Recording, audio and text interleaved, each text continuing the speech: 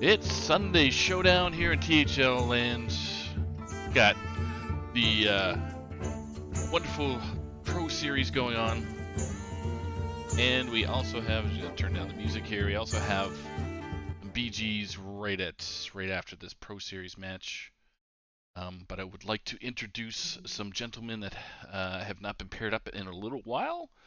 We got Superstar Dollar Bills, and we got Mr. Crazy Man doing the weekend thing. Myanodon, how are you, man? That would, I couldn't have asked for a better entrance. He gets superstar, I I get know. crazy weekend man. See, I told Living in you. THL land over I here. That was told that was you. good. That's what I get for asking you to do the intro, That's I guess. right. That's right. All See, right, I see. I I see told how you it I've been goes. slipping all week, so this is my slipping part. No, Well, I appreciate it. I assume it was a reference to Myanodon just hasn't lost since last season. He's on a crazy Yeah, tear. Everyone he's get on the crazy train of Myanodon All right. winning games. yeah. Not yeah. It's been okay. I still got a match tonight. I did lose in the pro playoffs, but this isn't about me Nope. tonight. All right. We're talking about a couple other pros that we got going on here. We got Rice Bowl and we got Mr. Python. So how would you gentlemen chit chat about these fellas? Since we already have I just, names Oh yeah. and deck lists and that stuff. So yeah, so we were actually just talking about that, and with a Demon Hunter ban and a Poisons Weapons Rogue ban, that leaves a pair of Rush Warriors, a pair of Control Priests, and then for Rice Bowl, a Survival of the Fittest Guardian Animals Carnival Clowns Druid up against a Miracle style Rogue, being the sort of the odd man's out with everything going in. But even though two Rush Warriors, two Control Priests, not exactly the same thought process for both. And you were actually talking specifically about the Rush Warrior differences there, Myanodon. It sounds like it's been working out pretty well for you. But we have two different, one with an ETC playmaker, Dr. Krastanov, the other Stonemaul Anchorman, no playmaker at the and no ETC. Yeah. So absolutely. Sort of different styles. We've seen kind of the ETC builds trending down a little bit. But it's an interesting hybrid actually with that ETC build. It's running the cutting class as well as those imprisoned Gnarg, so it has that synergy with the Sword Eaters as well. Something I haven't really seen in Rush Warriors, Dr. Krasnov, like at all. So that I'm interested to see how that does play out. There are the 4 weapon options, so definitely a decent amount, and he's got Rush, so why not throw him in there? Kind of synergize as well. I'm interested to see how that does. The Certainly. other warrior is kind of what I think the Vicious Syndicate lists are somewhat similar to that, with the double Anchorman and the double cutting class. I played a bit of that and had some good success there. Other differences we got in the priests, I would say, just that initial look here, I believe it's Mr. Python's priest that has, Ysera, Cthulhu, the Mage Scribes, a little bit more of that, anti-mirror cards, the stuff that's going to help a little bit in that mirror, which we might see. But on the other side, does run the Kazakis, which I've seen also kind of used in that way in combination with Raised Dead. So we'll see which one is able to get going first. Yeah, that's One more of a heal variant, one more of that control variant. for sure. The cutting, it just hadn't even occurred to me that you could cut Zyrella from Priest. But if you want to just maximize the possibility of getting a bunch of golems over the course of a series of raised deads, Kazakis, there are several matchups where Priest just doesn't want to play creatures. We don't see any hunters or anything like that, but sometimes it's correct to just not play creatures. And if you're not going to be playing creatures anyway, if you're not really worried about tempo anyway, then you can guarantee, big Kazakis is big golems off of your raised dead, which is just a Yeah, cool thing. it's such an interesting choice. I haven't played too much with the Kazakis list myself, but have thought about trying it out. It's you have to cut Samuro and Zyrella, so you're really hurting a lot of your sort of aggro matchups. Mhm. Um, in this case, is dodge pretty much the aggro matchups that you're really worried about. The Zyrella and Samuro can be good into the warrior, but a lot of times the buffed stuff is just too big for it anyway. Besides Samuro plus the apotheosis sometimes can get through some stuff, but with the big buffs, it's not as good there. So not losing too much by not having them in this specific matchup, I would say. Yeah, I'm also interested to just have, you're talking about Cthulhu at the top for Mr. Python's priest. Mhm. Cthulhu just definitely seems like, intuitively to me, just an anti-priest card, since they can't warrior style gain a bunch of armor. They have to defend themselves with health on board. The thing with priest is they don't tend to draw cards very quickly. No. So Cthulhu it's almost like my deck that doesn't have any draw has to go all the way to fatigue, and then it's like a super fatigue bomb if Yeah. the other deck is also going to fatigue. Yeah, in my experience, I mean, I'm currently running Cthulhu in my pro list, but I'm not the happiest about it because it is very much one of those cards that, the more and more I played with it, the less kind of impressed I have been. It just is slow. You almost never win with the Cthulhu. Sometimes the cards can help for sure, the 5 cost spells, but uh, I think cutting it is not a bad idea. It really only shines in that mirror and a couple of other specific matchups. But it looks like we are in. Players are jumping in here. Yep, and we don't have the mirror just yet. It looks like it's going to start off with Rice Bowl on the druid, the clown's druid, whereas Mr. Python will be grabbing that Rush Warrior, the ETC playmaker having warrior that we were talking about a little while ago. Yeah, so this is an interesting one. Yeah. I haven't seen too much of this warrior or this druid list. Excuse me. I feel like the warrior is just very good, so I'd be surprised if this druid can keep up. But if it does reach the late game, there is a chance. I think it could secure the win. So let's see. Does find the conditioning for the warrior here. Probably going to see that. Turn 5 with a big hand. And just talking about the things that Druid can do, the ability of Druid to be able to guardian animals, on 8. We actually also see 2 copies of Primordial Protector. The amount of top end in this Druid list is ridiculous. Oh yeah. By contrast, there's basically nothing that costs less than 5 mana that doesn't ramp. Speaker Gidra, and then of course Animated Broomstick. But everything else, Nature Studies is kind of ramp, Lunar Eclipse is kind of removal, kind of ramp. Lightning Blooms, Overgrowth, Wild Growth, those are ramps. Innervates, those are ramps. So it's half Get to ramp. your big stuff. Yep, it's not interested. If Druid could just start at 5 mana, which is basically what they do, right? They have different ways to accelerate their mana curve. Yeah, absolutely. Not this time around, though. Have not found too much of that. Rokara only going to get that 1 proc on the Warmaul here because we do see the Lunar Eclipse, but no really good follow-up there, so floating that mana a little bit.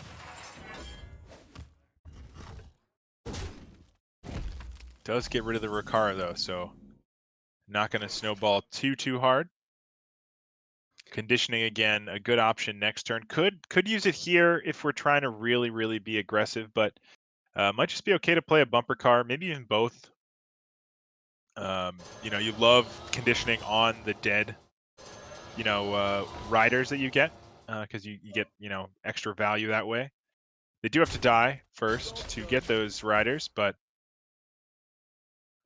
the druid will want to answer soon. So with that Lake Thresher and an Animated Broomstick, we might see that even come down this turn here. So I had to refresh my client, and what's the first thing I see when I come back in? A Dark Moon Rabbit in the hand of Mr. Python. Oh yeah, that was like, chosen from Athletic Studies. I jumped in a little late, so I didn't get to see what the other options were. I don't know if that's the option I would have taken, but it definitely has some merit in this matchup, right? You have those Primordial Protectors, you have the Carnival Clowns, although it only gets rid of some of those. You have the Guardian Animals that the rabbit can answer pretty nicely, but there is that Lake Thresher play that I was talking about, and it plays right into this beautiful conditioning. Just so much of that hand is going to be buffed here. Can play Crab Rider as well to get a 3/5 out there. I think trading in that 3/3. Yeah, it looks like it is going to be the case. Yeah, Crab Rider has just turned out to be such a powerful card. The 1/4 stat line may not necessarily look super impressive, but Crab Rider's finding his way into tons of lists.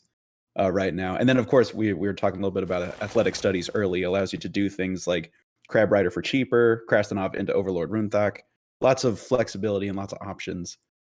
And I know I just spent a bunch of time talking about how ramp is good, but Overgrowth for 3 can't come down this turn. And I almost wonder if this is a partner assignment. Yeah, with this, with the way things are going right now in the current hand, Overgrowth isn't going to do much. No. You know, we're ramping into survival, but that doesn't really help us. Partner assignment, you know, you have the second broomstick in the hand. You can rush those 2 and 3 cost beasts next turn to maybe try to get through this board.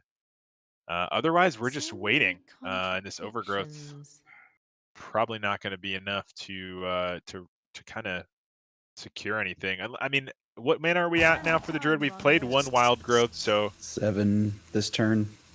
So we're at 7. So the only reason I could see for Overgrowth would have been if we were at a different mana threshold, but we already would have enough mana next turn if we draw the Guardian Animals, right? Which is really the big one we care about.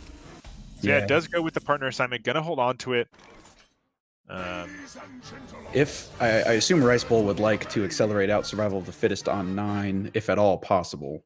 But the amount of damage coming in, Crab Rider 6. I mean, this is 8 face damage coming in without anything else happening. And you mentioned all the hand buffs that are available on the riders, and that might be, anything that Rice Bowl does. He has to know that there's going to be 9/9 worth of rush for 3 mana.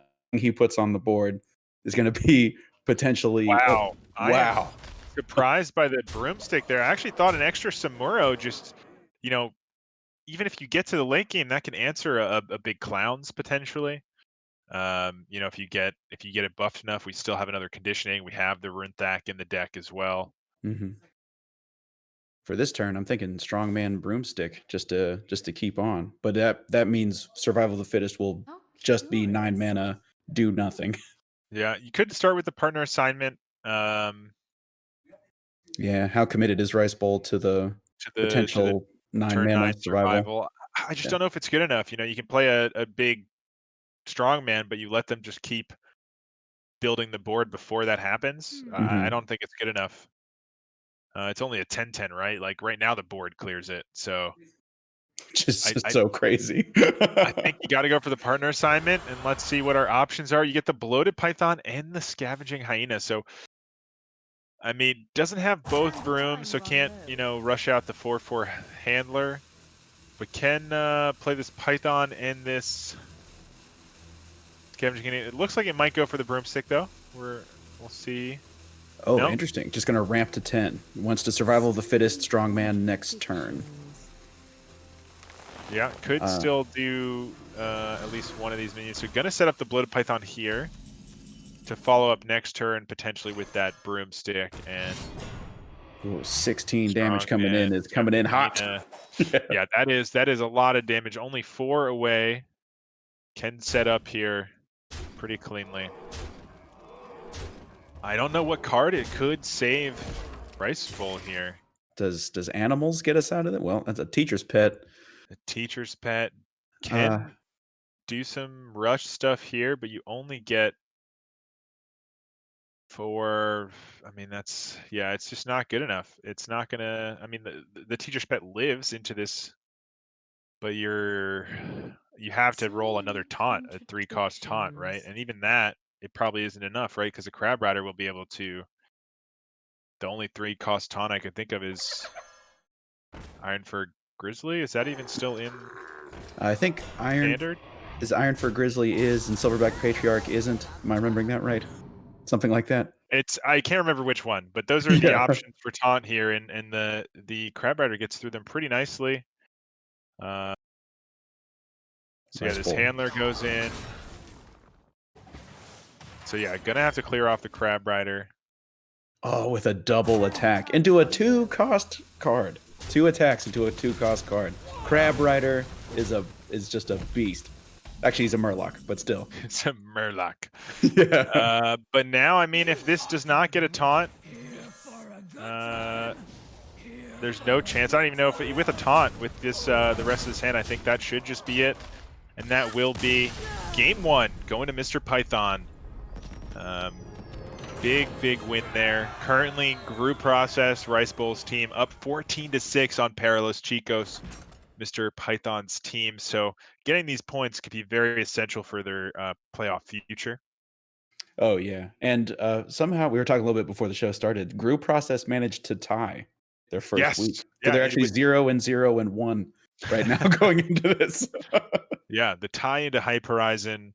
Hype Horizon making a dominant performance this week as well. So both these teams kind of fighting for a win after a tough first week tie. And I think we were talking as the game was getting going that the Rush Warrior is just really good. I mean, I think there's an argument to be made that Rush Warrior might be public enemy number 1, and not really a surprise when it gets wins, right? Like it's not. It's just it's a powerful list, and if you can play it well, and there's certainly some complexity to it. Playing it extremely well is definitely better than playing it just very well.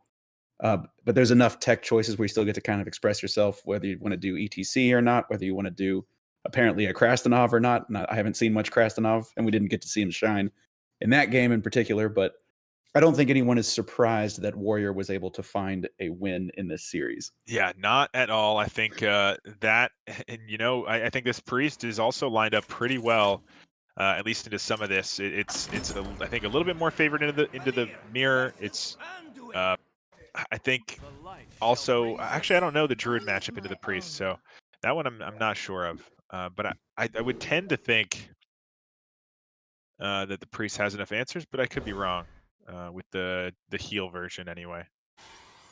And speaking of heal version, this is Rice Bowl's lower curved priest, topping out at Light Shower Elemental, 2 copies of the 6 mana taunt, death rattle, heal, Light Shower Elemental, and then of course a single main deck copy of Soul Mirror. But if there's one thing priest can do, it's have as many copies of whatever spell as it wants. He said, not sounding bitter in the slightest.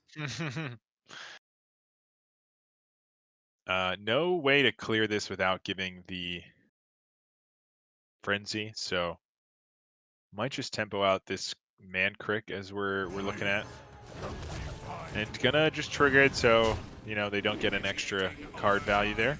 Mm-hmm. There's the Kazakis. Ooh.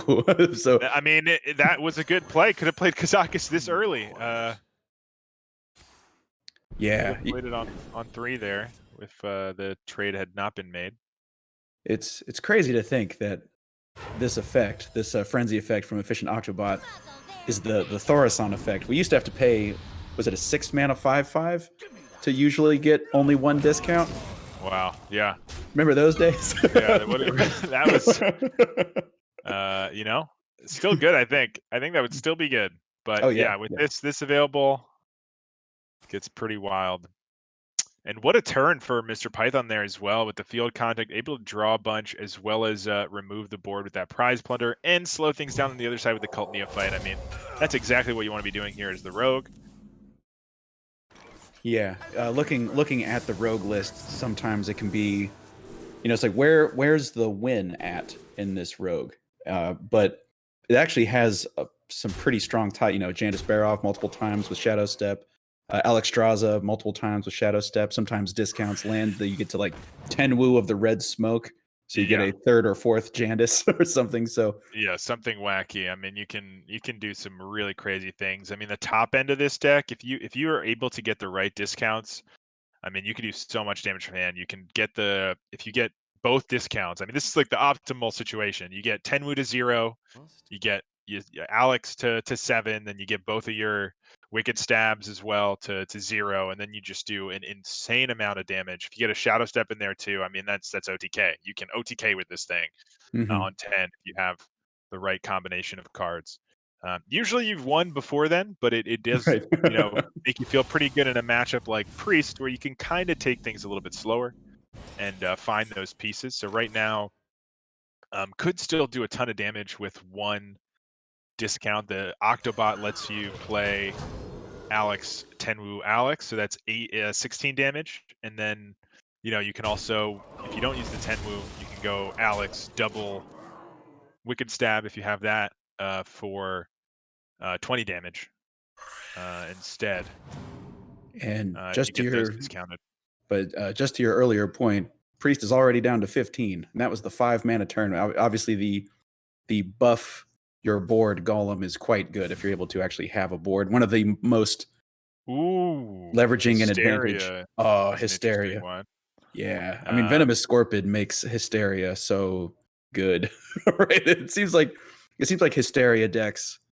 Yeah, how much mana do we have left here, actually? 'Cause, Only 2, unfortunately. So only 2. So could Wave of Apathy might have to this turn. So the Hysteria could have come down, though. It would have been discounted, but it's just not guaranteed. Could also just clear one thing, and then you're pretty scared. Mhm. And Like if you get the worst result and it hits your Scorpid there. so, what do you think about? I mean, obviously, Jandis comes into hand. Jandis is a fantastic Shadow Step target, but I'm thinking about Shadow Stepping this Greater Golem. Is there Yeah, ever? it's not a Yeah. bad idea. I mean, you can set up some pretty wacky stuff here too with Aug Merchant. I mean, if you go face with the 1/5 first, you can Aug Merchant one of these minions, so you get a clean trade into the Scorpid after you've replayed the Golem, Oh yeah. and then you don't have to. It doesn't take damage there. So you can also, if you want to, use the Shadow Step instead. You can use the Shadow Step instead of the Tenwu here. Or the Tenwu allows you to play more minions, so I kind of like going that direction. Evocation, I guess, in this matchup. Flurry doesn't do too much. Wildfire, I'm not sure how that interacts with this hero power. Right. I don't think it does anything. Oh, here it is. Do it. Yeah, Do gotta it. be going for the Tenwu. And that's quite a board. We do have on the other side the Soul Mirror, but actually they are going to go back up, so that will full clear besides the 3/4 there. This is the Soul Mirror. This is the kind of Soul Mirror This that is a Soul Mirror you needed. yes, Absolutely needed here, and even that, we're looking at how much damage here. You have the Wand Thief, you've got this Wicked Stab for 4. There's a chance you can find other damage, but I think just playing the Jandis here. See what we get. Mizaki is interesting. Oh yeah, Mizaki with a discounted Wicked Stab in hand already, plus a Shadow Step. Yeah, and you can Aug Merchant this Mizaki here to keep it a little healthy, or just trade off the Wand Thief as well. Also an option. And I this suppose is the Divine Shield does not save you to things like Hysteria. right. And this is going to be a Golem Shaper out of Rice Bowl, but I mean, with 1 spell damage already on Mizaki, Wicked Stab currently does 5, and that's if there are no spells available to Mr. Python on the coming turn. But we see an Evocation in hand already, so the possibility. Going for the 1. Gonna try to maybe find Freeze here. Freeze does not stop the spell damage, though. No. Might have been hoping for a poison deal damage as well combo. Yeah. But not available. The choices being Lifesteal, Divine Shield, and Stealth. Yeah, could go for... I guess Divine Shield. Oh, even got the 3 damage one. So if poison had been the keyword. 3 damage Lifesteal does heal you up a little bit, so maybe gets you out of range. It's just 1 more healing than the hero power, though. All right, is it time to, I think it's just Evocation and hope you have a couple of spells to play.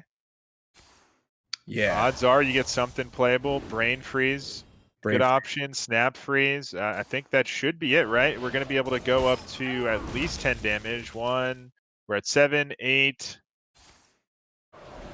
Let's see. So this is now. Arcane. Oh, yeah. So we're just 1 off here. We are 1 off. Gosh, this Wicked Stab does 9 damage for 1 mana. I mean, you're 1 off, but you got the Pen Flinger in hand. That doesn't go face anymore, but I don't know. What is that going to do for you? You have the Alex next turn, so they have to heal up. Yeah. Oh, that's a fantastic point. With the way that Alexstrasza is now, I mean, Rice Bowl probably just has to play like Alexstrasza isn't a card. But the incredible amount of deck velocity, though. Mr. Python's already only got 11 cards left. That's game 2. Going to Mr. Python, and Priest is not going to win here, so we still could be in store for that mirror. That's right. And Apotheos is going to come down just in case there's some kind of, but there is, just in case there's some kind of Cthulhu style effect, right? Like there's no, the Wand Maker wasn't going to be able to do any kind of attacking, and yeah, that is having it seems like these slightly slower decks are having a bit of a hard time against these. There was some card player who at one time said you either want to be 1 step slower or 2 steps faster. And right now, Mr. Python seems to be effectively hitting that 2 steps faster side. Yeah, absolutely. That rogue tends to just keep on putting on pressure, and the priest just was not able to keep up, even with that insane soul mirror, which isn't being run actually in that list. So yeah, so actually, yeah, we're gonna see Mr. Python's priest come out. This is the one we were talking about: Cthulhu and Ysera, and 2 Onyx Mage Scribes at the top, and like you were just talking about, cutting the soul mirror in favor of just a heavier, seemingly perhaps an anti-priest or just anti-control style priest. But now, so Rice Bowl knows that priest is coming up, and so Rice Bowl is going to go ahead and tap this druid once again to go on in. Interesting. Maybe a Crimson Hothead for Curve. Okay, yep, gonna go ahead and take the Crimson Hothead. I think Curve is good in this matchup here. We know that the Druid's going to be a little bit slower. Does have the wild growth this time around to start the ramp. Wand Maker coming down for Mr. Python, finds another Draconic Studies. So lots of dragons available here soon. Yeah, actually, I'm interested to see how Mr. Python chooses to fill out these okay, Alex draws. I mean, more Nas Dormu is a pretty good threat there, pretty early. Chooses to go with the Dragon Maw just to get, I guess, a little bit of a stickier board. Onyxia, another sort of sticky minion there. Tough to deal with all of those whelps as well as the Onyxia. Yeah, and that Onyxia can come down on turn 6. That Mr. Python doesn't play any of the other dragon discounts out. But even an early Stalker, the early Dragon Maw Sky Stalker, like that's tough. That's a sticky minion to try to deal with. For a druid that doesn't really, like, the removal is all broom based in the early turns. Yeah, pretty good option there though with the Twilight Runner. No answer on the other side for Mr. Python. Could go for this Sethic, and yeah, just gonna start trying to draw or discover some other spells. There's a Soul Mirror, so could find one here. Shadow Word Rune also pretty good here in this matchup if they get some of their big taunts up with the clowns, but instead just gonna go with the Soul Mirror. Deals with the clowns just the same, a little bit more flexible into if they're 4/4 clowns and not buffed up clowns. Oh, and finds an Overgrowth off that Twilight Runner. That's wow. A huge pickup. We're gonna see Guardian Animals next turn is coming down.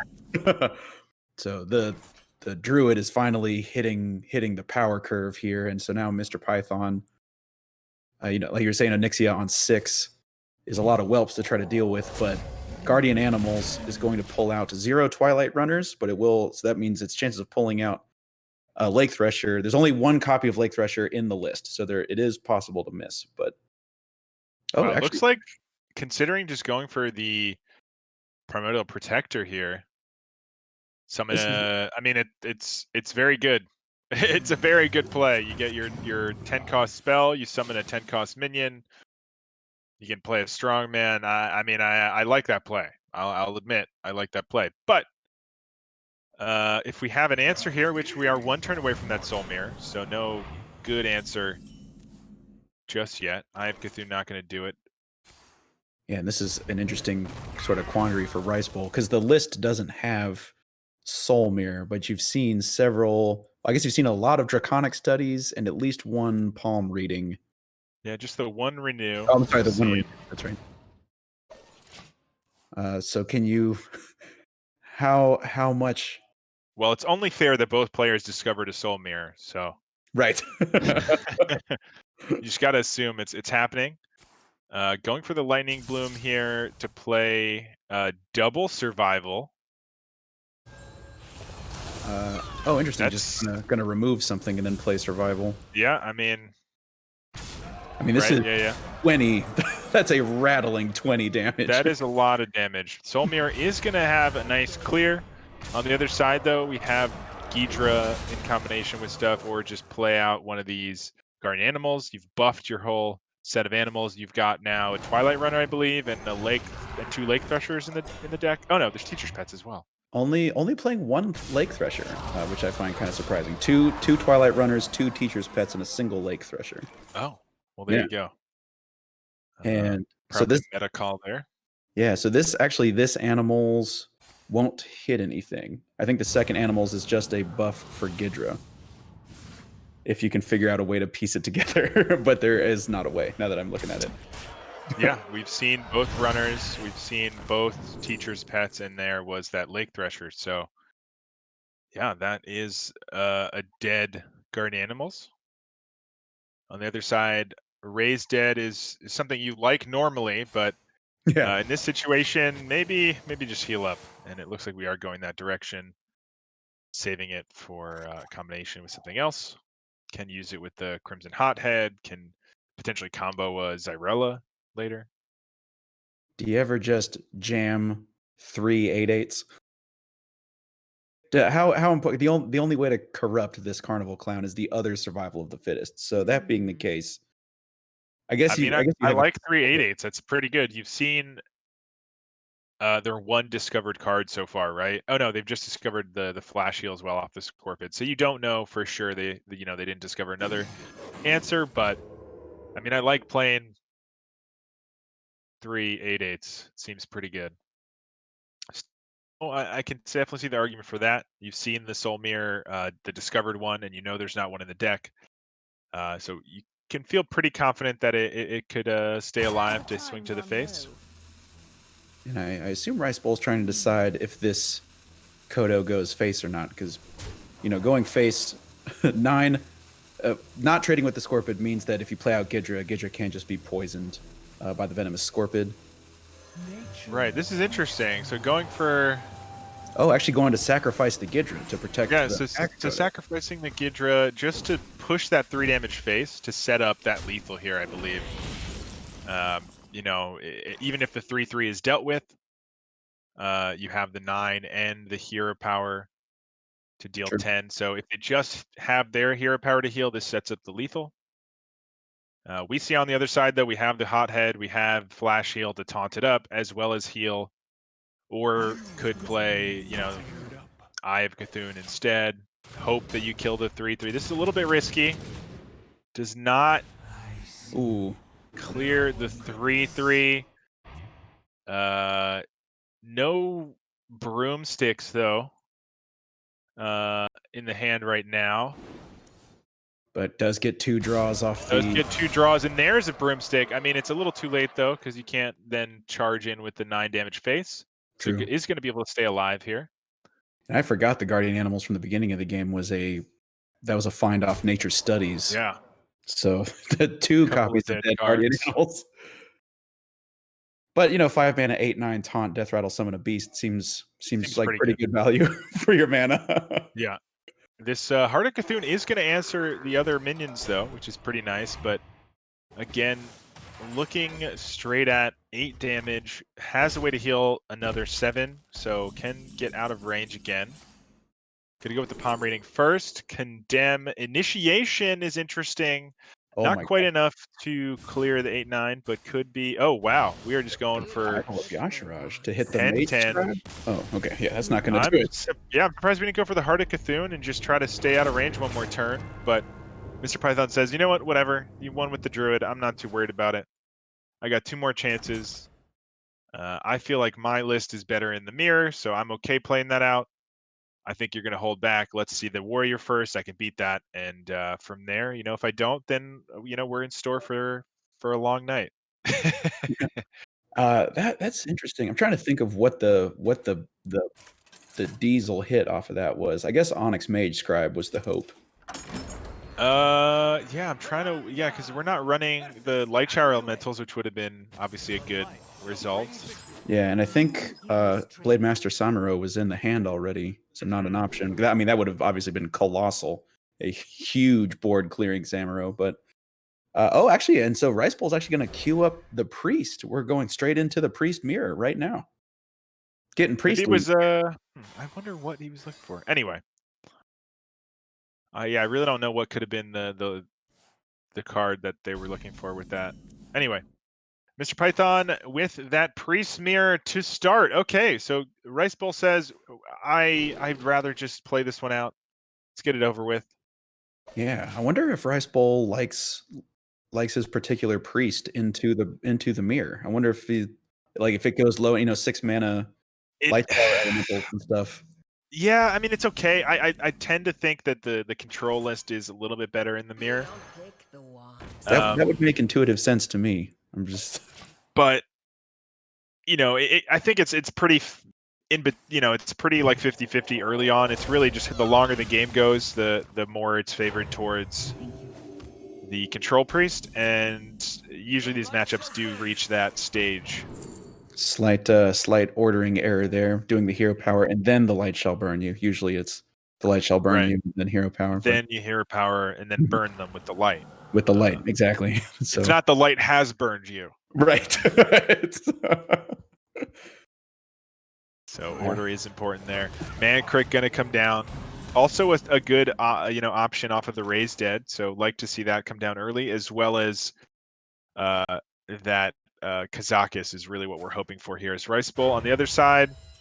Mr. Python just saying, I'm just gonna play my Cthulhu cards. I'm gonna cycle through my deck as fast as I can. I've got this Mage Scribe. I'm gonna be able to get even some more stuff. The spirits I can play. I mean, this is looking like a pretty good hand here for Mr. Python. Has a lot of cycle and options here. Yeah, and that's actually a difference between the two lists that I didn't notice until just now. Is actually Rice Bowl is playing 2 copies of Shadow Word Death, whereas Mr. Python playing just the one. That was one of the cuts to make room for the huge top end, and Man Crick is another one. Man Crick in Rice Bowl's list, not in Mr. Python's list. Yeah, absolutely. That's, I think, a more of a newer innovation there, the Man Crick. Even though you don't cycle that much, it's still just like not a bad play early and not a bad result off Raise Dead. Gonna be the Renew here. Setting things up. Hysteria, Shadow Ruin, and Feast. Boy, does 4 attack just remain the problem for Priest. Oh, it does. You can clear off with the Hysteria and keep your minion alive if you do heal it once more. So it might be an option if you want to just use it on the Skeletal Drake here to stop any more shenanigans. Psych Split, also an interesting option with this big Mage Scribe. Oh, yeah. Wait, if you Psyche Split the Onyx Mage Scribe, does the new one have Spell Burst? I don't believe so. Spell Burst already? I don't believe so. Oh, yeah. That would be sweet. But also, that would be a major hand size problem. That would be sweet. It does look like it's going to be that Hysteria play, though, to clear off any shenanigans off of the Skeletal Dragon. I mean, this matchup is very much one off of the sort of, discovery and minion generation. So there's another Skeletal Drake. Yep, does have a very nice Raise Dead with the Man Crick and the Skeletal Drake. On the other side of things, couple of options. I mean, could go for the Sethic here pretty early. Does have the Psych Split and the Renew, but can only play one of those to start. Also, I'll just jam in this Corrupted Auspicious Spirits alongside. Oh, actually going to steal the Skeletal Dragon with the Psychic Split. And also a solid option here. Not sure about the Condemn. I guess we just didn't want to overdraw. I can see that. Oh, yeah. I guess if Mr. Python is hoping for Cthulhu to be a win condition, it's going to play real cautiously around potentially milling Cthulhu pieces. Yeah, absolutely. On this side of things, has the Apotheosis. These are all pretty good options. Holy Smite does let you clear the 4/1, which is nice. Apotheosis, though, makes your taunt a little bit scarier. And like you said, just the one death to be scared of. I wonder how much draw, so I'm looking at this insight right now. Does Rice Bowl have any interest in draw? It seems like removing the 4/1 or buffing up the taunt surely are the more enticing. The only thing I don't see anything in the list right now that would warrant an insight to try to accelerate out to.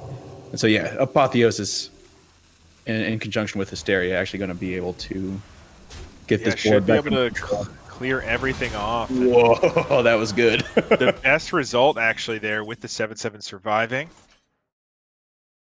No really clean answer here as of yet for Mr. Python. Can find a death here potentially, or some other spell that could answer. None of these are really that appealing. Apotheosis does give you another option for your Sethic now that you've used your Renew. Yeah, Condemn still only does 2 damage. And even when it ranks up, it's still not. I mean, 7/7 is tough to get. So gonna go with the Desperate Prayer, maybe hoping for Zyrella finds. Is that, what health are we at right now? We are at 26, so not enough to actually clear this. That's only gonna be 4. We're gonna hero power the skeletal dragon. But that of course is counter. Oh, we healed with the Renew as well. What am I talking about? That was 7. Yeah, that was exactly 7. Yeah. Whew. I can't believe that was the same turn. This previous turn. It was all together and well spotted by Mr. Python there. But Rice Bowl just gonna keep on playing stuff. Has the other Raised Dead as well to get another Skeletal Drake potentially and another Mankrik. The number of Skeletal Dragons in this game already has been unreal. Because you were talking about the value generation possibilities of Control Priest, because Control Priest is another one where it can be kind of a series of question marks, like where the win. But there's the 2 Drakes. If you were worried about the amount of Drakes, I mean, we're just getting more and more Drakes here. Gonna be able to clear off the Skeletal Dragon with this Dragon Maw here. And just even more. Oh, even gonna go ahead and spend the Renew on Rice Bowl's Skeletal Drake. So, hey, I mean, we could Power Word Feast the Power Word Feast. As well. You could do it on the Dreaming Drake too if you want to heal that up instead. Your Skeletal Drake's already at 4/8, so it's safe to things like Soul Mirror. Dead to all the same stuff, right? True, very true. And Power Word Feast also, it opens it up to potentially getting ruined or deathed. So maybe better to just leave it at 4. Yeah. And then the Dragon Maw could also be healed instead if you want to heal that. Those are the 2 real options here. If you're going to use the Feast. It looks like considering the Condemn though instead, just to keep the board safe from anything too wacky. And interesting. Actually going to put the heal on the Skeletal Dragon. I guess healing the Dreaming Drake doesn't save it from Holy Smite anyway, so just maximizing the health on Skeletal Dragon. Yeah, I suppose. I mean, at 8, is there anything it dies to? It still lives to Samuro Apotheosis. True. I don't know. Wave of Apathy going to be the pick. I'm trying to think what card you're playing around there, but maybe I'm just not thinking of. I mean, it dies of Hysteria either way, so yeah, I don't know. I really don't know. Okay, just real quick, how many Soul Mirrors? Another Soul Mirror. I mean, if you wanted Soul Mirrors, we heard you like Soul Mirrors, so we got you Soul Mirrors with our Soul Mirrors. Welcome to West Coast Customs. So you can Soul Mirror while you Soul Mirror. And you're that. I don't know if that's a boomer thing to say, but no, I feel like Exhibit would appreciate how many Soul Mirrors there are. Yeah, Exhibit for sure would appreciate the amount of Soul Mirrors. All right, and Holy Smite going to go ahead and remove, and this is some pretty dramatic board presence coming from Rice Bowl, and now Mr. Python obviously has a Soul Mirror that we were just talking about. So it has the Soul Mirror, so the Soul Mirror can come down. Does not have enough mana to Heart of Cthulhu as well. Not that would have cleared anything else actually. Looking at it now. Yeah, probably wouldn't have minded being able to combo this Maw of Cthulhu to just finally finish off the Skeletal Dragons, but so just gonna play the Sethic here. Yeah, just tempo it out. You have the Apotheosis you probably want to play next turn, and getting it out now maybe is reasonable. I like holding it though in this matchup. I think the Sethix can be a ton of value. But I suppose with the way things are going, And speaking of that ship value, has sailed. The value yeah. ship. Yeah. Initiation and Devouring Plague, the two pulls from the Onyx Mage Scribe. And I mean, this is probably just going to be a heal up on the skeletal dragon again. Oh, actually gonna Rice Bowl actually targeting this heal face way? Okay. Nope. Was a consideration though. Oh my gosh, Caldara Drake. That's just it's not it's not a card that you would run, but the ability to heal yourself unlimited numbers of times, as long as you have the mana for it, is pretty funny, if nothing else. That does sound like a fun thing to put down. Not that we need it here, No. but why not? Why not? I mean, imagine that in Wild with Raza. That's just Yeah. that would have been. I mean, that's game over, right? You get Raza and Anduin, and then you play that and pop forever. For forever. Here's one of the choices now. Obviously, Kazakus in the list for Rice Bowl. Ordinarily, I feel like off Kazakus, we generally tend to see 5 mana golems. Is this a matchup where maybe there's some deviation from the? I mean, the thing is, 5 mana, 5/5 Divine Shield duplicate is just so much board presence for 5 mana. Oh, yeah, actually, I think you still generally go for 5 mana. I mean, look at how much we have in the hand. We have 2 skeletal dragons. I mean, there's so much generation. We don't need anything crazy, like a 10/10 or anything from this Kazakus. a slightly lower impact Raised Dead for Mr. Python with a Wand Maker and a Venomous Scorpion. That said, that's 2 cards that generate cards. So yeah, we're not going to have a shortage of cards. There's another my Soul God. Mirror. Exhibit just loving this matchup. This car already has 4 Soul Mirrors. All right. So it is. Interesting. So can get Divine Shield's not bad into Soul Mirror if you're expecting another one. You saw how quickly they picked that card. Yeah. And a copy. Yeah, I think that is going to be the play. Goes for the 10/10 though, so I was totally wrong. Going for a 10/10 Divine Shield, summon a copy. I mean, that's coming down next turn. That's going to be big. Then that's going to be very hard to deal with. We don't have the death in hand. Soul Mirror doesn't quite do it unless we get to remove the Divine Shields. Okay. We need to find Palm Reading to discount the Soul Mirror and the Heart of Cthulhu. Then we can get rid of it, no problem. Or find a ruin. Palm Reading into a ruin. Yeah, that also works. Or Wand Maker into a renew into a ruin. Sure. But I don't. Oh, there's a renew. There's the renew. Could also be a Palm Reading here. Palm Reading true. or Hysteria is pretty solid too as an option. It's just a play. Yeah, and actually Hysteria, if the only 2 creatures on the board are the 2 superior golems, Hysteria will just have them attack each other till they both die. Wow, unlucky there a little bit, not clearing off that Kazakus. Made the trade to make it happen as well, and still doesn't hit the 1 there. Yeah, Mr. Python having a hard time with some of these magic missile hits over the course of the series. Yeah, but did set up that beautiful area you were talking about. Yep. Oh, and one off the top. You got to play the off the top one. You got to play the off the top one. It's definitely the most correct thing to do. Play the top decked Hysteria. Yeah. No, now they know. That could have been another Soul Mirror. It could have been anything. Yeah. Gonna just get rid of this Heart of Cthulhu, get the Cthulhu in the deck, saying, you know what, I want to end this soon. Maybe we can find this Cthulhu and just secure the win. Well, there's the Man Crick enraged here, gonna protect the face. That's 10 potential Cthulhu pings. Cannot go to the face. And now that Rice Bowl has seen Cthulhu go in, it's time to maximize. I mean, Power Word Fortitude is the most missiles. Yeah. It definitely is. Goes for the other Raised Dead. We need more value. Yep. I don't remember a Tent Trasher, but one of them died, I guess, off of a Drake at some point.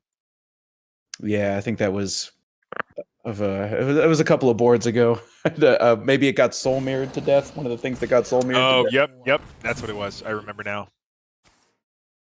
So just maximizing. You're talking about how 10 health on Mancrick just absorbs, because Cthulhu does not say battle cry win the game. There is a certain that you can do, and this is what we're seeing right now from Rice Bowl is maximizing the amount of life available, and actually just going to be a Malagos to draw 3 cards. Was that 3 draws? Yeah. That was 3 draws. Yeah, the palm reading, Raised Dead, and the Apotheosis. So it does accelerate the chances here to find the Cthulhu. But there is another Angry Mancrick coming out. Just what a health total there on the board. Rice Bowl, though, just going to go for the Elusia here, saying, if you have an answer, now you don't. I know I don't. Wave of Apathy does slow things down, as well as the Hysteria does allow some clears. But do you just discard his Elusia? Just go back? Yeah. Just okay, we can trade back. If you're going to do that, I guess you play more of their cards, though, first. Yeah, play their Apotheosis. Yeah, maybe. Apotheosis. If you you want to be cheeky, you can play Apotheosis on the Malagos, right? And then death it. Oh, yeah. Get rid of 2 of those cards. Yeah, that is going to be the play. Yeah. You don't really want to discount anything for him, so. You're right. Not going to play the palm reading, although giving them a spell maybe they don't want is nice. But yeah, going to switch right back. Say, you got to look at my hand, isn't it nice? Yeah. There's the Samuro off the top. Gonna heal to full here with the Apotheosis. And then, yeah, we're going to start with the palm reading, though. Flash Shield does come with the Zarella. Have we seen Zarella yet? I think we did. Yeah, Zarella blew up one of the 7 damage, little right? tricks. Yeah. Yeah, the Samuro can come down here with this Apotheosis. But playing the palm reading does mean that we see... That's another wand maker and Hysteria as well. All so right. going to be able to clear off most of this. Leaves off the 2 Mancricks at 7 health, which is a little bit maybe more manageable. But now we get the double trade. Trade. Yep. Tradesies, double backsies, and here we are. Double backsies. Yeah.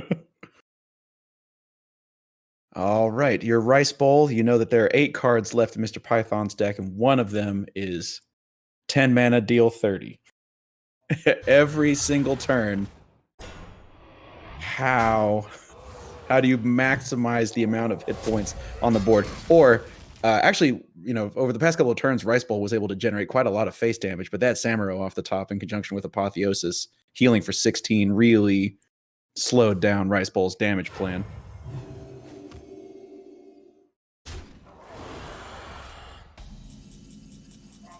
Brightwing into an Alexstrasza. Yeah, it does know that the Hysteria is in hand, but I think just you have so much value, just keep it on, I guess. And on the other side, Mr. Python gonna consider the idol. What is left? I guess that would be a Cthulhu, right? But that does reveal that the Cthulhu's still in the deck. Yeah, I imagine, though, if the Cthulhu wasn't, we would have seen it. Right. Yeah, let's see. What minions are left in the deck, I'm wondering.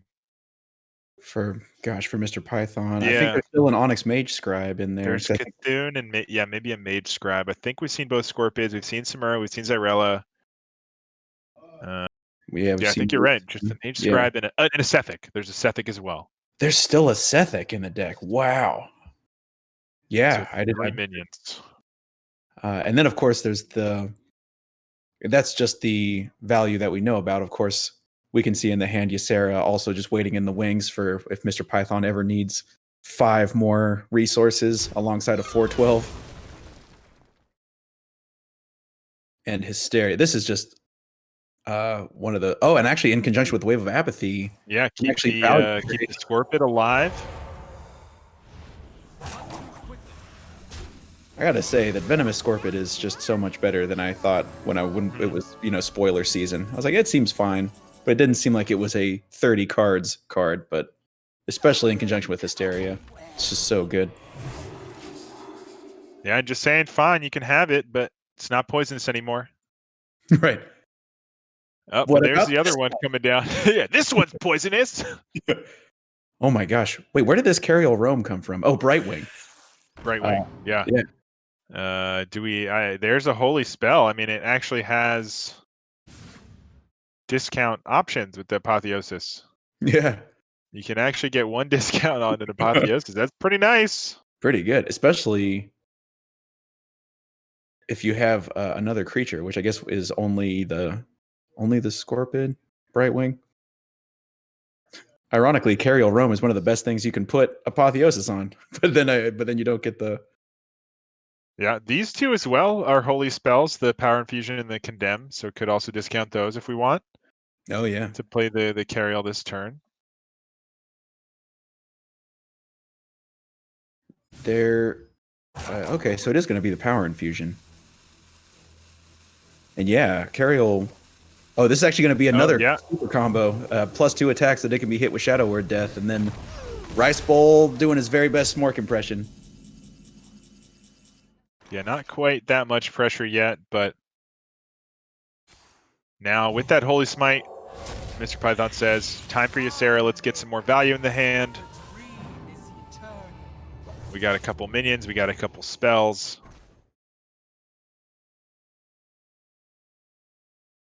$12 is just a lot to get through.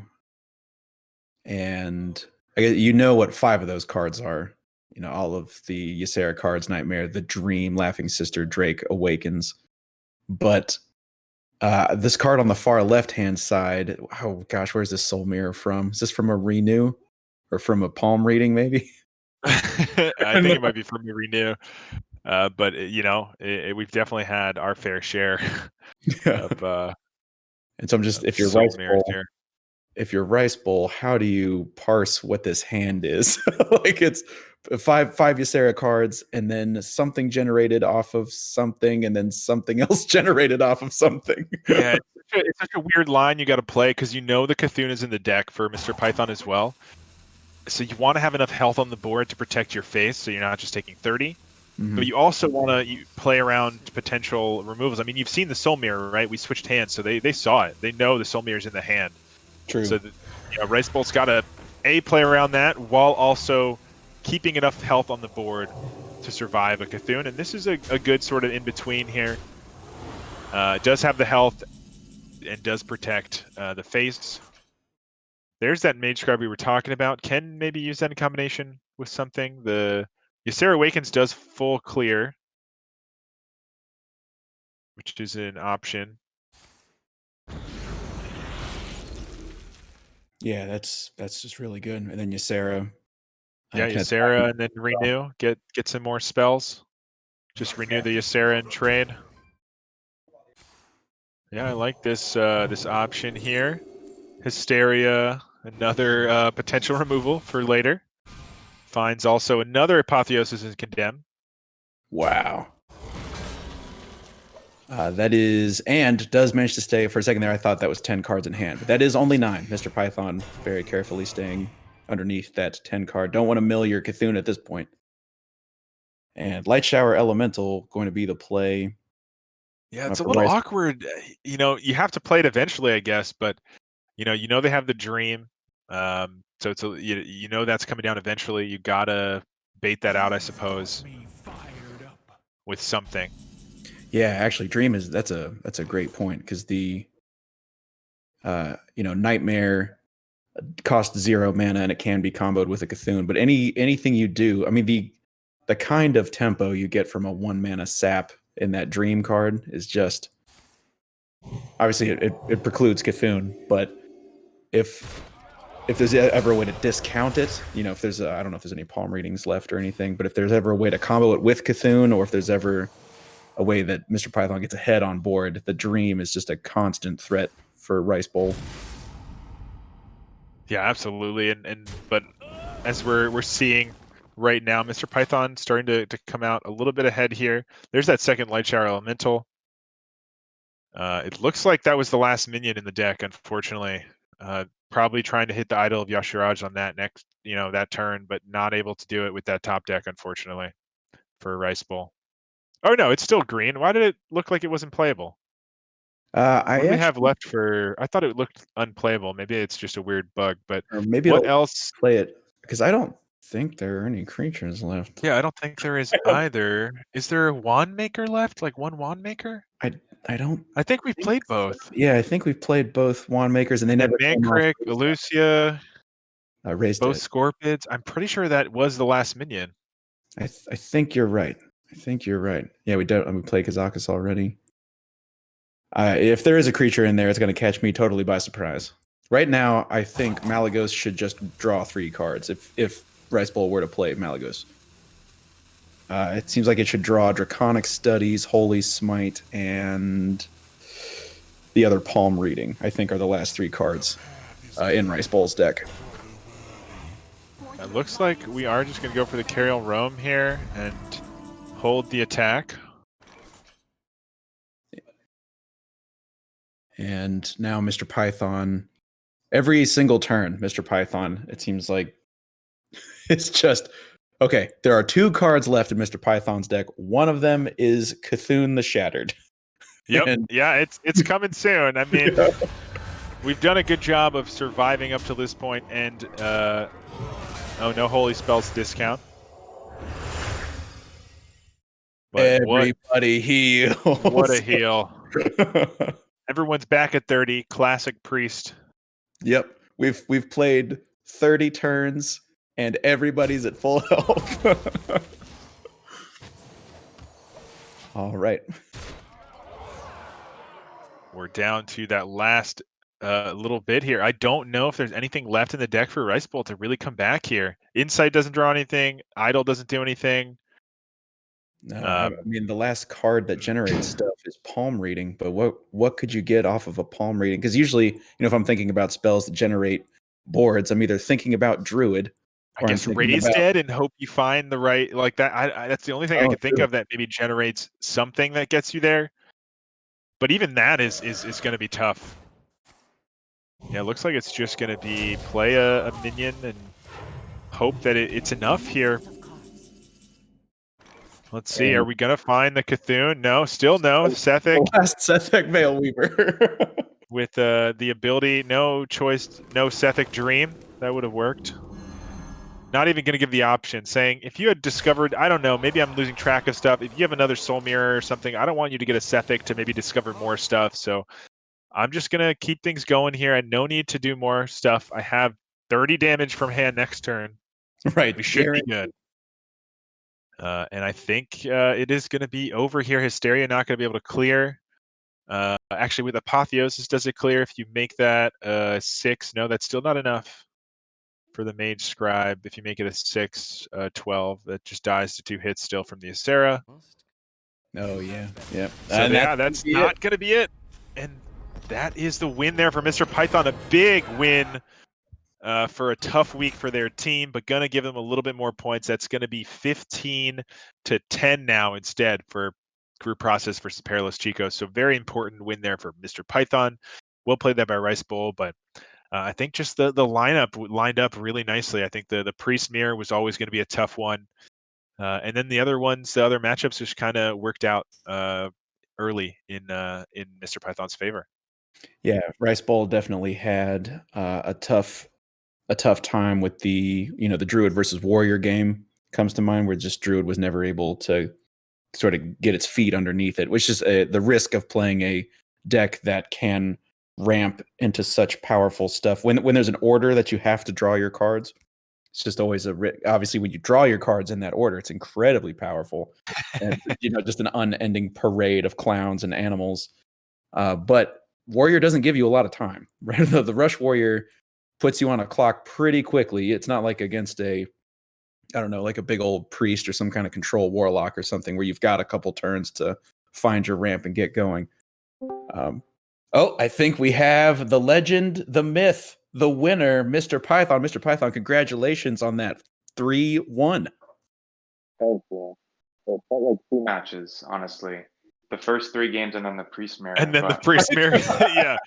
Yep. Yeah, that does tend to happen. I'm glad we didn't have to see too much, but It felt like a relatively fast priest mirror as far as priest mirrors go, so I appreciate the quick play by both of you. Yeah. How did you feel going in there with your lineup? It looked like you kind of had a decent lineup there to beat the priest. You had I think the favored mirror, and then just the rest of your decks kind of lining up okay. Is that sort of what you were going in with, that sort of mentality? No, actually, it was not.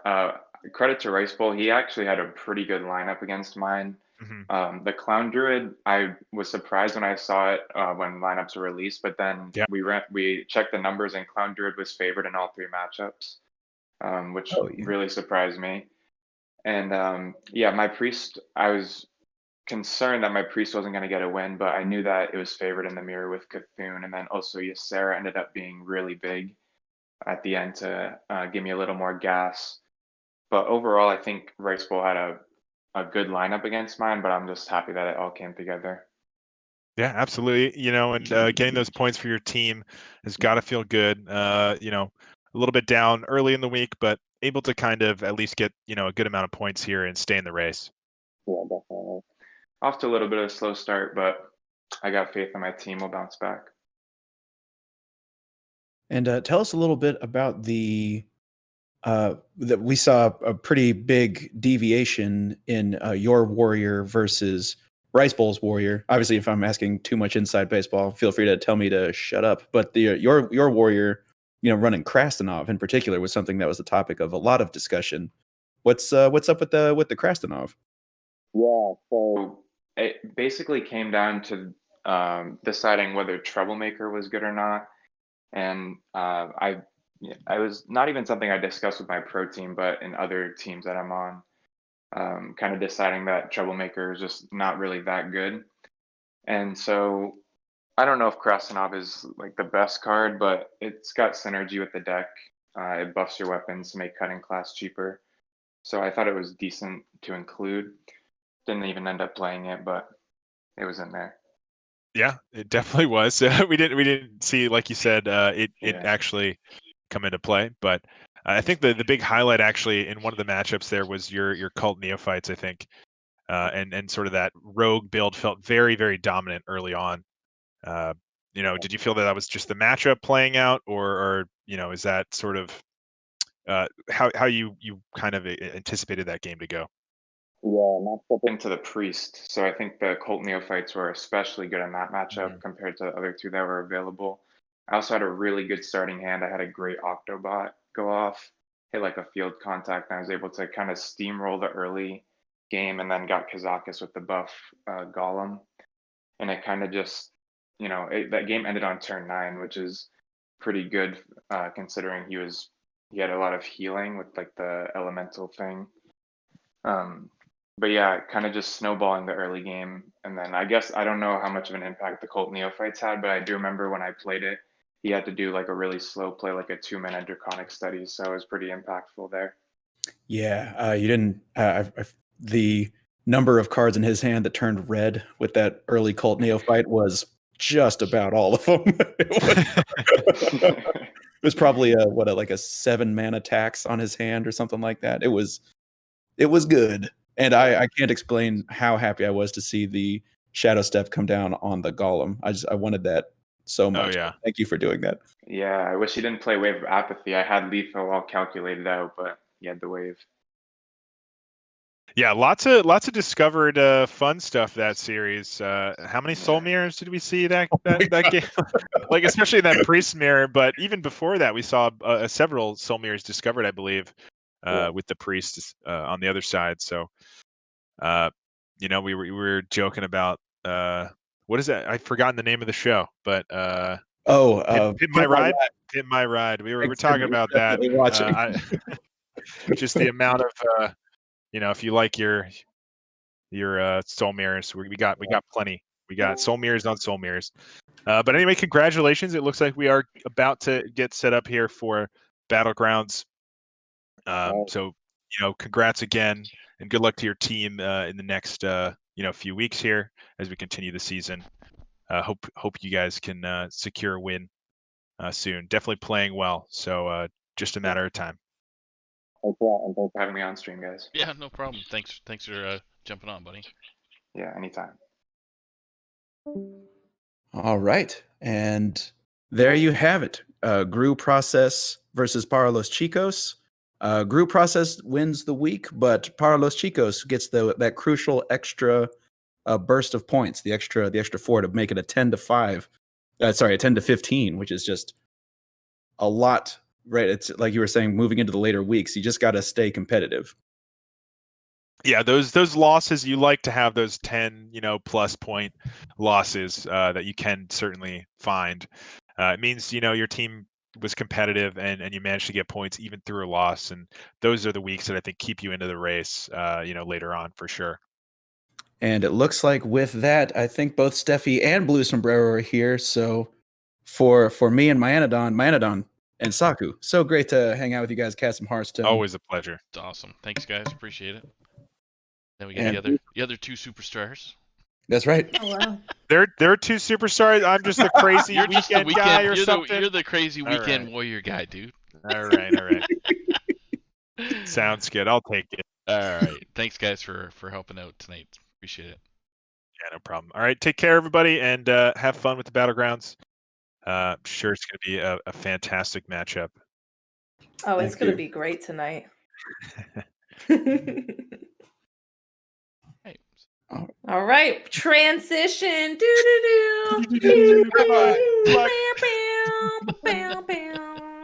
It's time for some Battlegrounds, babies. That's right. Hello, Blue. We missed you last week. Saku and I held the fort down nicely, though. I'm sure you did. It's bad to be Hard back. carried me. She hard carried me. It was all good. No. Stay the same. Who needs So gas this today? is so exciting. This week. Oh, I need to share my screen. I'm sorry. Yeah. I'll never remember until you say that. So exciting. This is week 6, week before playoffs. It is a tight freaking race. Oh, yes, it is. It is so close, specifically with the 4th, 5th, and 6th, 5th, 6th, and 7th place teams. The Babes, F2L Silver, and then who was it? Was it the brother or Officers?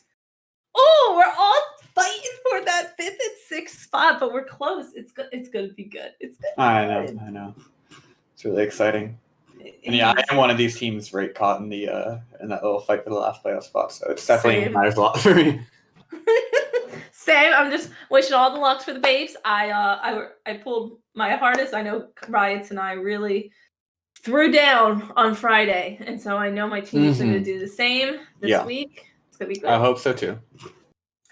All right, but for tonight, what we are going to be watching is we're going to be seeing Bob's Bounty Hunters, who's currently a 3rd place team, Miss Hoppa Bear herself, and Pocky. Baby Blues team, F2L Silver is going to be playing tonight, who's currently in 6th. We're going to be seeing Itachi and Coles going at it. Friends of Bob, who is currently 9th place. We're going to be seeing Wild 9 and Superhero duking it out. And then lastly, we have the Little Rag Raiders in 10th place with Reverb and Wash in the Wind. So they did really well. I think it was last week. I think it was Saku. We were watching last week, and Reverb was I believe that was last week. Just beating everybody's butts. Oh my gosh, everybody's getting their butt beat.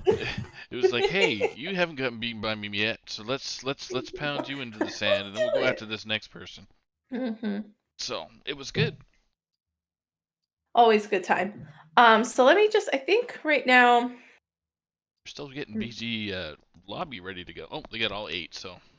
Okay, there we go. So it looks like they're just going ahead and hopping in. I'm going to steal one of Blue's players to watch first, and I'm going to go watch Mr. Itachi, because I feel like it's been a minute since we have seen him.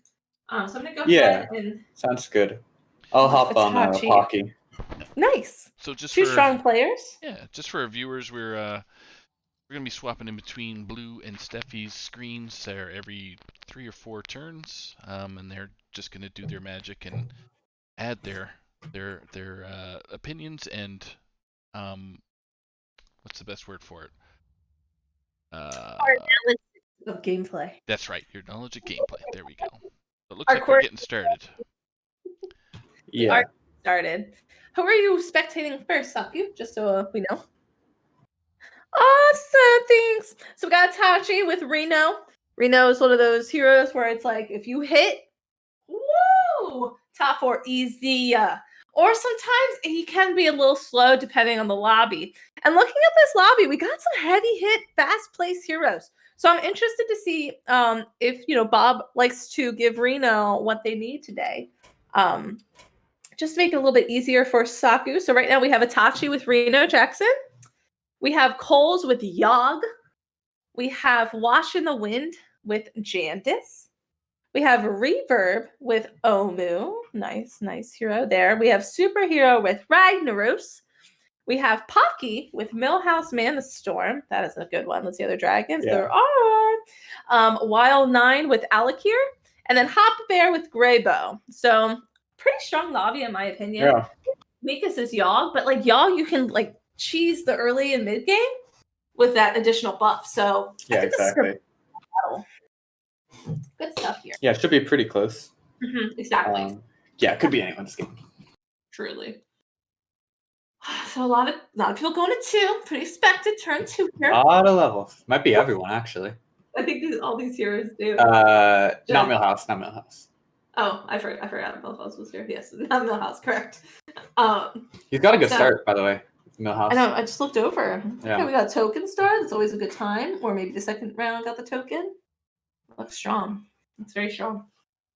Reno also got a token start with this elemental. Very nice. Love to see it. Jandis also had a token start, so just puts that hero ahead. Hard to beat that starting point. So expected loss here from Reno, but having that elemental is nice. Pusher in the shop is okay. We got all 2 drops, so that's fun. Yeah. There's the glyph. There is the Togwaggle, which is interesting. It's a nice little combo. It's a 1/3 now, so. Oh, it is. Wants the party elemental though. I was going to say the other option. Exactly. That's a good option too. I think that one's the safer option. Your opponent does have mech, so they don't have a token start, but that doesn't mean you can't get a token. Yeah, agreed. So Definitely agreed. Playing for stats here, which I understand. So we'll see what happens. Duking it out with Wild 9. Ooh, Interesting. Ooh. The hero power makes this close. It does. It depends where this hit goes. That was a really good it looks like a tie. Yeah, we're gonna get a nice tie here. It was actually 66% for Reno to win that one, so for Itachi to win. But damn, just unfortunate. Never lucky.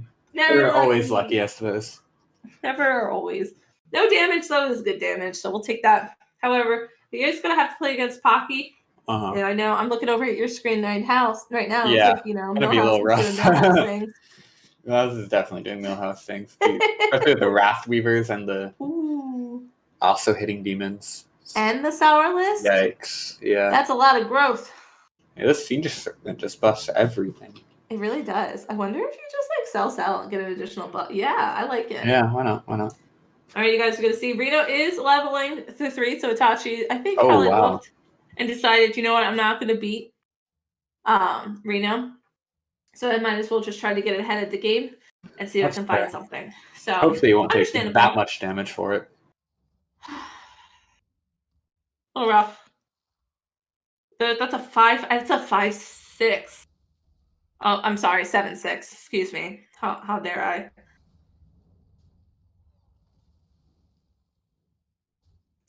It's not the worst loss in the world, but it's this. Yeah. 247. It's a little rough. It's a lot for now, for sure. It is. It's unlucky just having to play. Yeah, that turn. Millhouse. Yeah, for sure. But this looks actually a pretty nice board. Maybe a potential to just kind of grow. I like this. Good stuff. Oh, roll first. Roll first. Oh.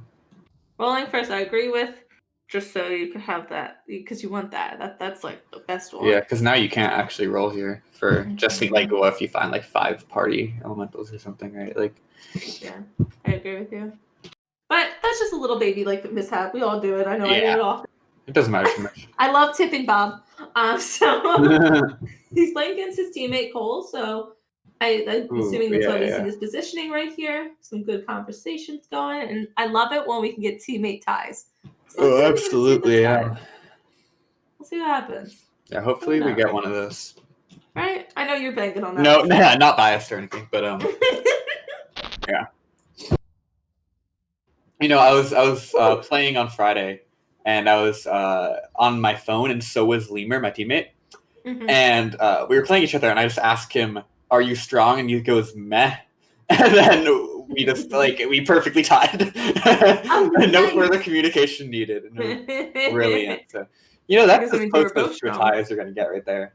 It is. 4 damage. It was like a 60-40 there, so 40% to tie, 60% to lose. So we're gonna switch over to Blues spectate. Awesome, yeah. Awesome. So I'm over here with Pocky on Millhouse, and man, he's got a great start. And he even finds some really good stuff here too with the macaw, the mug. Decides to just keep it simple and level though. He's playing his teammate, so him and Hopwodge both just Yeah, leveled. So yeah. That makes sense. love getting ahead. Yeah, on top of the scoreboard here, it's huge. Rag over here at 33 health, about to hit the hero power, could do it this turn. That's pretty nice going into it's turn 6 right now, going into a Yeah. turn 7 hero power. Yeah, I'm excited to see That's what that's all about. That's ideal. Mm-hmm. So very happy about that, I'm sure. This also depends on who he plays, because that 8 is like that awkward number. So you just kind of have to hope that you're playing against a opponent that has some tokens. But there are beast and mechs in the game, and demons. So there's definitely Yeah, likely for to sure. have something popping out somewhere. Yep. So we'll see how these two teammates can make a Oh, tie. wow. And Greyball looks weak, but no, with that hero power, it's actually a pretty strong board. Exactly. It's gonna be close. Yeah. It's gonna be really close, actually. Yeah. Wow. That's a good bomb. Oh, the bomb is huge. Oh, so yeah, the Swordless with 1 health gonna take it. So not quite a tie, but also pretty close. That was close, yeah. Ooh. Yeah, I mean, with Papa being the higher health, you're the one that kind of wants to take the hit if possible. Yeah. So they're probably very happy about that. There's Fiendish Servant. I mean, it buffs everything that you have. It's a great pickup here. Y'all just went to 5. Wow. So boy Coles is feeling confident. Yeah, I mean, he's tying. He's winning. Yeah. I guess Sometimes you just gotta maybe he make can those do power it. plays. Yeah. Power plays. Big power play here, though. Taking a lot of damage, but playing a lot of demons, and these Wrath Weavers aren't really going to fall to anything. Right. So I'm pretty sure we can expect Millhouse to win the next few combats, unless no more locks, right? So people No more locks. won't really be able to deal with these. It's also that's true. I think the demon. I've been picking demons a lot more lately, especially with the no Murloc lobby, because even though you are getting a little bit lower health, you just have these meteor minions in the beginning, which can really give you that nice advantage. You don't have to worry about being sniped mid game. It's just like the late game when you had to worry about the Amalgamons. But those are easier to play around when you know your opponent has them. I agree. Versus the board, just these 1-2 Murlocs that are poisonous, so they kill your guy once they hit them. Let's see. Oh, exactly. So it looks like I meant to look and see if the hero power went off for Rag, and they have 5 left, by the way. So it looks like they're gonna hit it this turn. So going into turn 5 8. left. Interesting. Okay.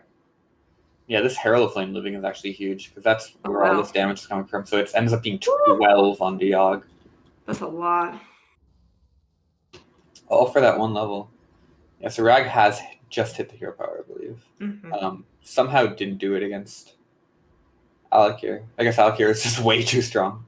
Yeah, it looks like actually the minions didn't die at all, right? 3 minions died because they're at 5. So I'm not sure what that was about.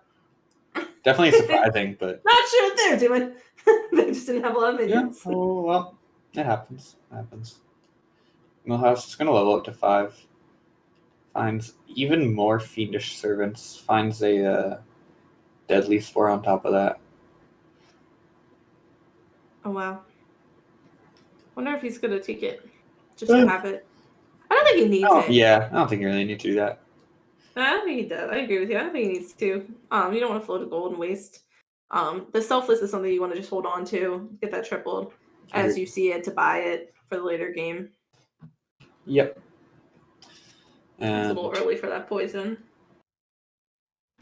yeah, and Rag, I mean, he has 2 beasts, so I hope one of these is a Cave Hydra.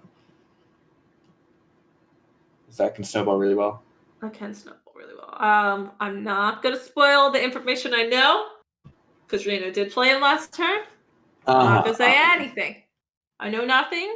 Actually, I really don't, because we see how boards can change in a turn. It's crazy. You can get strong in a turn or two. Like Yeah, that. exactly. So let's see what we're up against. And well, it's next. I mean, that's a really strong board, though. It is. 2 great things to be buffing. Has that Mechano Egg to buff the Deflecto Bot. Pack Leader with the Infested Wolf, buffing against the Bronze Warden. But, I mean, Millhouse's minions are just huge. But are they huge enough? It's really close. I think they aren't. It's going to be a tie here, actually. So. Reverb is out. Where's my notes? My.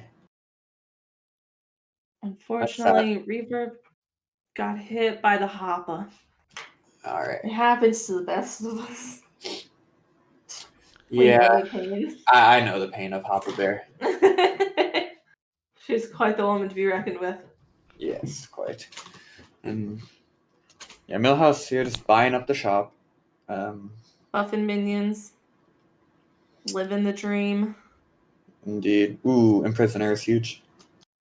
Ooh, that is a good one. 3 buffs. You love to see it. After this battle, we'll switch over to Steffi. Awesome. All right. Steffi Cam. I'm going to go to Hoppa. Bye, Itachi. Good luck on this round. I'll see what happens because you're playing Pocky. Oh, well, if you're spectating Pocky, then I'll actually spectate Superhero. Hog. Okay. So we were splitting up the teams, giving all of them love. We're super Gotta be fair. All about that fairness. Wonder if you choose to play the Selfless here or if you choose to play the Poison.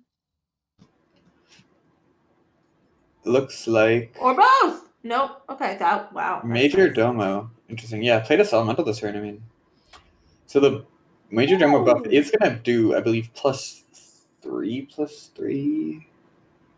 That's not bad. Onto, I mean, it's on the Deadly Spore, which is a little weird, but it's won't get taken out by some random ticket damage. Oh no.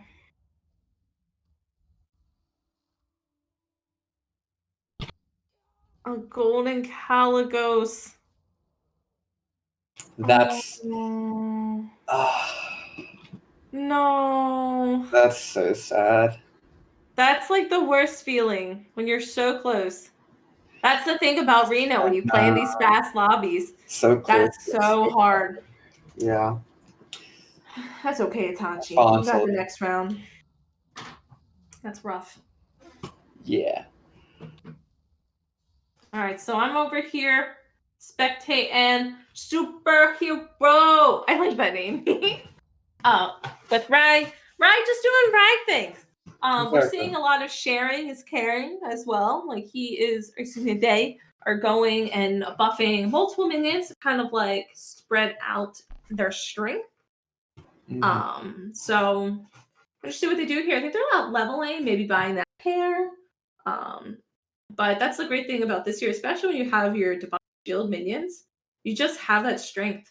So it's easy to kind of like just kind of get ahead. I really love it, especially having it on the or the swipes. All right, so we are buying the pair. I like leveling. Okay, just saying. I do too. I think you can level like right here. You know. Oh. Okay. Listen, now everybody agrees to accept that. The mug is really nice. Or the jug. Mugs. The jug. There's 2 types, but isn't it? See, I'm more inclined about the Mechana egg. I'm more inclined about the Mechana egg. 3 of them. I mean, you can do both, can't you? Why not? Yeah, you can. Sell the Iron Sensei. I mean, what's it doing? End on the Mechana egg player. Looking cute. Oh, we freeze for that. Yeah, free. Yeah. We love that. Yeah. We love that. I wonder if you ever me. swap this 5/4 and kind of share it. I think I would. Yeah, I'm actually kind of okay with sharing it. I am here, especially playing against Alec here. This is like one of those turns where it's kind of nice. You can just flip. Oh, we got a little taunt build. Wait, why? without the taunt bust. Maybe because it says that they're mechs, so they wanted to have a bumper. Yeah, but I would have done on the Cave Hydra. I agree with you, 1000%. Okay. Well, Like- we'll see. Maybe it was all okay after all. That's a great hit for Alec That was a here. great hit for Alec here. Uh, It is. Oh, I don't want to say anything. Don't want to spoil it for the friends at home. That's a big Cave Hydra hit, though. That was a good Hydra hit. Gosh, Although this these champion bots. growing. Oh. Growing. Yeah, still growing, though. Yes, and it's just It might soaking be, up all the it might be damage. too grow. And yeah, it's a little bit too grow. It is. All right, so Ending it looks on like that Alec here's taking this one, doing 8 damage. It was favored for Alec here. It was a 28% for them to win, so definitely Okay. favored for Alec here there. Close regardless. Going against Coles. Let's see what the Coles is doing. They leveled up pretty quickly, but it looks like they tied with Hoppa and with Jandis. Yeah. Or Wash in the Wind. And that's first and second, so But he stabilized after that fast level, yeah. exactly. So I'm excited to see what they. Oh wait, never mind. Plot twist. There's 5 dragons. So I think I have an idea. I have an idea Just of a what hunch, it yeah. is to stabilize. Excited to see how that's turning out. I love dragons. Such a fun build. It's like, kind of forces you to level quickly and high roll a little bit. Yeah, We're still at 4. I know that's common though sometimes with, I don't want to say common. I know that's something we do though sometimes with mechs. Yeah. Like because most of your strongest minions are at 4. Mhm. I would like to see moving this Deflectobot first though, because this is the I one agree. that does have the reset. I agree. But that's just Suppose you don't need to do it. you don't have to. I just think that's a smarter play for your value of your bubbles. Ooh, but this is a strong, and hitting first was nice. You love to see that. Popping bubbles, killing eggs. I don't know if it's enough though, because this is a lot of resets. Oof. An angry Herald. Oh, they hit the reset. This is gonna be close. It might be a tie. Ooh. And Pocky is actually out. This Herald is just hitting everybody. It's so funny to me. Herald did so much work. Did lose, but only taken 7. And you said Pocky's out? So Ooh, Pocky, Pocky. funnily enough, did take 27 from being at 5. And I was going to point out that they had actually taken 22 self-damage from the Wrath Weavers over the course of the game. Oh my.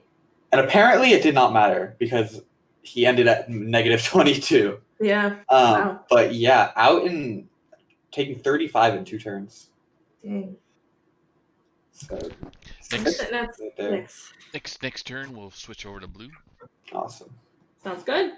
Ooh, there's that Right. triple. There is a triple. I do like leveling and selling the sensei. The sensei, bye-bye. Your hero power does better. Yeah, So just- hard agree. This You is do not need cute. that minion. This could go. Yes, we'd love There to we see go. it.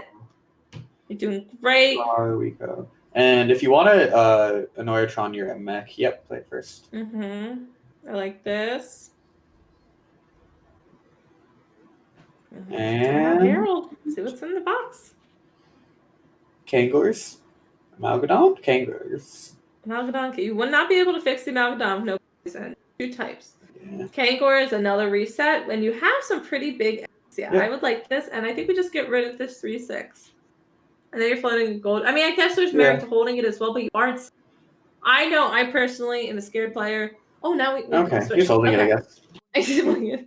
I like the flip. I'm glad that we put the reset first. Yeah. Nice. Oh, that's a big Hydra. It's a fat Cave Hydra. Wow. Hits the Divine Shield, so. And then Mithrax has been growing as well. And we got Bubble Minions. This is a really... Yeah, everything We're missing the Life really Fang. big. Yeah. Missing the Life Fang and or the Bran. I wonder if there was a Bran. There could have been at one point. What could have been? Oh, wait. Apparently, no, there was a Life Fang at one point. Okay. So... Another Cave Hydra, but yeah, these Deflectobots are just huge. Yeah, they're hitting. I mean, this one's gonna. And now, Ooh. yeah, another reset. And I mean, the deflector bot's not going to fall here. No. Just Just hope to gotta clear try up to as clear many these tokens as tokens. you can. Yeah. And then Yeah. Is that 9 damage? not All quite right. out. One more try. And Yogg almost fallen. Not quite. Did they play against Hoppa? Was No, that they played against Ghost? Stick Guy. Wow. Probably Pocky's Ghost. Pocky was just had like 5 big minions and a selfless hero, pretty much. Probably that So selfless being hero hit not the bigger right than minion. that, being not bigger than that is like a little bit concerning if you're dragons. So Yeah. over looks on like my Cole's- end, I'll see what he's up against. Oh, nice. Okay. Oh, that's right. So we are back over to your view. Oh, lovely. Okay, so yeah, I'm over here watching Wild Nine's Alec here. He's got a nice little Light Fang comp / champion. Woo! He just It's a rolled a triple! gold Light Fang, so that's huge. That's Do it. lovely. And a There's also a juggy. jug there. Love the jug. Yeah, definitely love the jug. Love to see it. Don't Especially if you're love trying the to do- ghoul, yeah. And I think ooh, Oh, that's cute. it's cute. I don't think you need it though. I don't need it Brand. either. Yeah. And you could roll here, but I honestly, the gas failure is worth considering. Like, yeah, it takes a potential buff from Light Fang, so maybe you can see if you get something better here. Imp Mama, right? Adina? Let's see. Oh, I'm trying to You click it have like the I can see. Amalgadon, which does not have poison though. So Doesn't yeah, have I like poison. the Imp Mama, and you want to get that in this turn for Yeah, the you wanna Light try Fang to buff. sell. But No. Yep. All right. yeah, I mean, you keep a buff slot open this way, so it's not so bad. And yeah, this Cave Hydra gonna wreck face.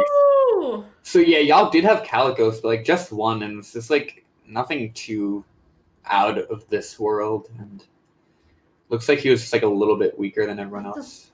Big. Oh, but that's at 43, and just that growth is just helpful. Yeah. Oh no. So not quite gonna do it. Not quite. Not quite. Not the biggest loss, but Close. No, not at all. And it's only the first round. So. yeah.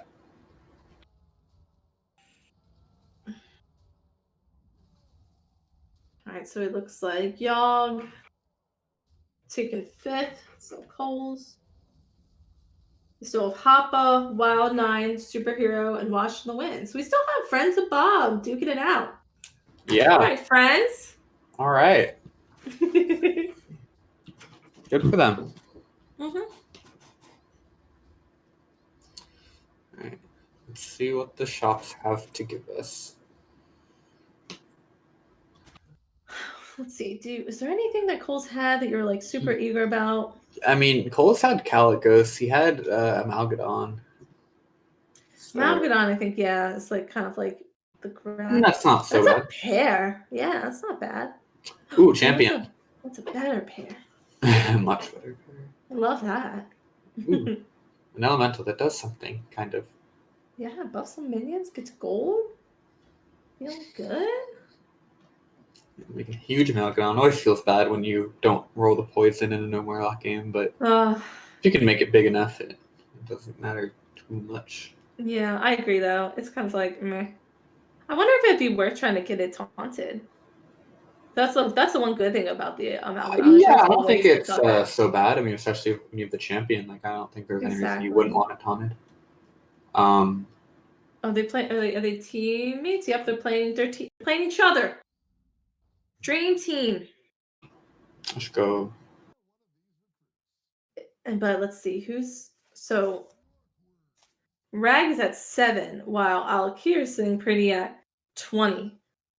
Granted, we are in the stage of the game where you could easily do somebody with the power level of minions. So we'll see. Alakir needs to like actively not win. Like, you can't even have a small win here. You just have to take it. You have to be prepared to lose. Yeah. You know, this is going to be tough. I know. I think I would have liked to see the Amalgadon further up, making sure you don't really just win by those spores. Right. That's true. But, you know, I mean, Rag isn't by any means weak, so. Yeah, definitely not weak. Yeah, so the resets, man. That's like that's the big thing. Yeah, the resets are gonna come through here.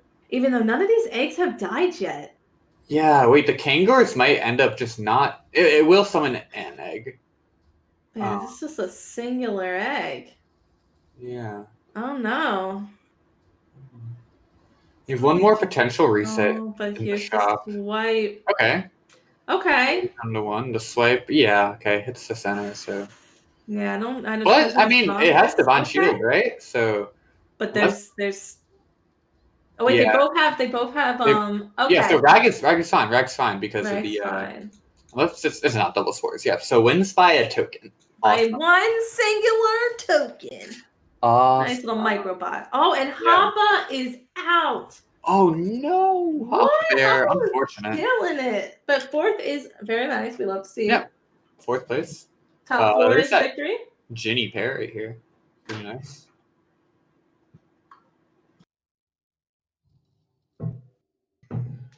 Alrighty. So you're watching, let's see. So they're playing. Oh, I wonder what Janice has then. Janice is just kicking butt. I know we know 3 turns ago they had a Hydra, Mithrax. It was just a really strong menagerie build. Yeah. And that seems to be one of the ways to go. However, I do like this taunt build specifically when you get that what's The that Taunt name called? Champion. Yes. Ooh, Strong Shells. Yeah, Strong Shell just makes this comp so nice. Oh yeah, that's The so fact nice. that this minion is in here. Let me just buff all of your minions by 2. Yep. So lovely. It's a good time. So I guess we're just seeing. I'm just trying to get as strong as possible. What if you just hold? Yeah, I like. Yeah, I like it. Just for fun. And I would try to end on a stronger minion here, rather than like a random buff slot holder. Like I would put in the Imp Mama, I think. I like that too. I agree with you. Yep. Maybe even putting in the other 4 or 5 just to see if you can get a Amalgadon off of. It's possible for sure. Though Yeah, I think I like that. I don't too. know how much information you have on the Jandis. But yeah, this Cave Hydra, this cleaning face. Doing work. That Mithrax is pretty big, but the champion is just as big for the most part. So, ooh, that's close. Where are the bombs going? The bombs take out the plants. They said not today, plants. And the Imp Mama won't be able to feed on them. But oh no, this is gonna be close. Oh yeah, that's the hit. Oh, it's close though, man. I think the Imp Mama would have cleaned up if not Third for that. place So for Jandis. So Friends of Bob are taking 1st and 2nd. Wow, good for them. Good for them. Good job. And yeah, do they have a chance to actually sneak into that 6th slot? Because they're at 192. So they're at 192, 9th place. 6th place is F12 Silver, your team with 236. So it's they're behind about 30. They're by 30. Yeah, like 38. I think 40. 44. 40. So I don't think I don't think you can make 44. No, because even this is like the best case scenario, right? They get 18 here. Yeah. And then they get 18 again. That's 36. That's 36. And that's like best case scenario. Yeah. And then they still getting points. Minimum 6, I guess, for 7878. So you can only close a 30-point gap. So unfortunately, they won't be able to make They're it. Showing up. They said we're making it harder for everybody. And I mean, yeah, making it harder for us at least to get that playoff spot. The bounty hunters, I'm pretty sure are safe, so they're not too stressed. Oh yeah, no, they're 3rd comfortably. They're chilling, and this Amalgadon did not roll poison. But Maxna is poison though. Mm-hmm.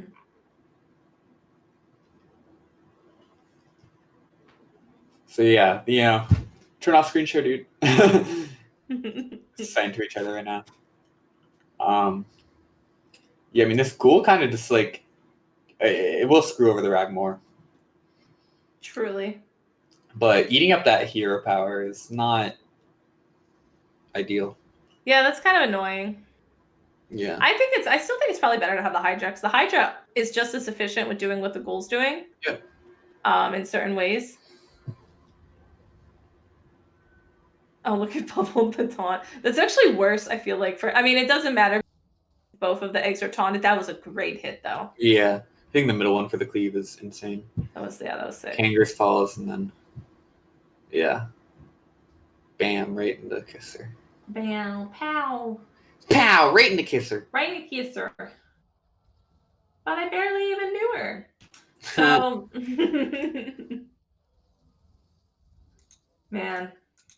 Yeah, so it looks like pretty convincing first place here from Wild 9. Right? Very impressive. Nice champion. Nice. The entourage. Champion, bro. Yo, nice champ, a pog champ, if I may. I like your champion. All right, so that'll be game 1. We got Wild 9 taking first, Superhero taking second, partners in crime. Very happy with that. Yeah, followed by Washington the Wind for third.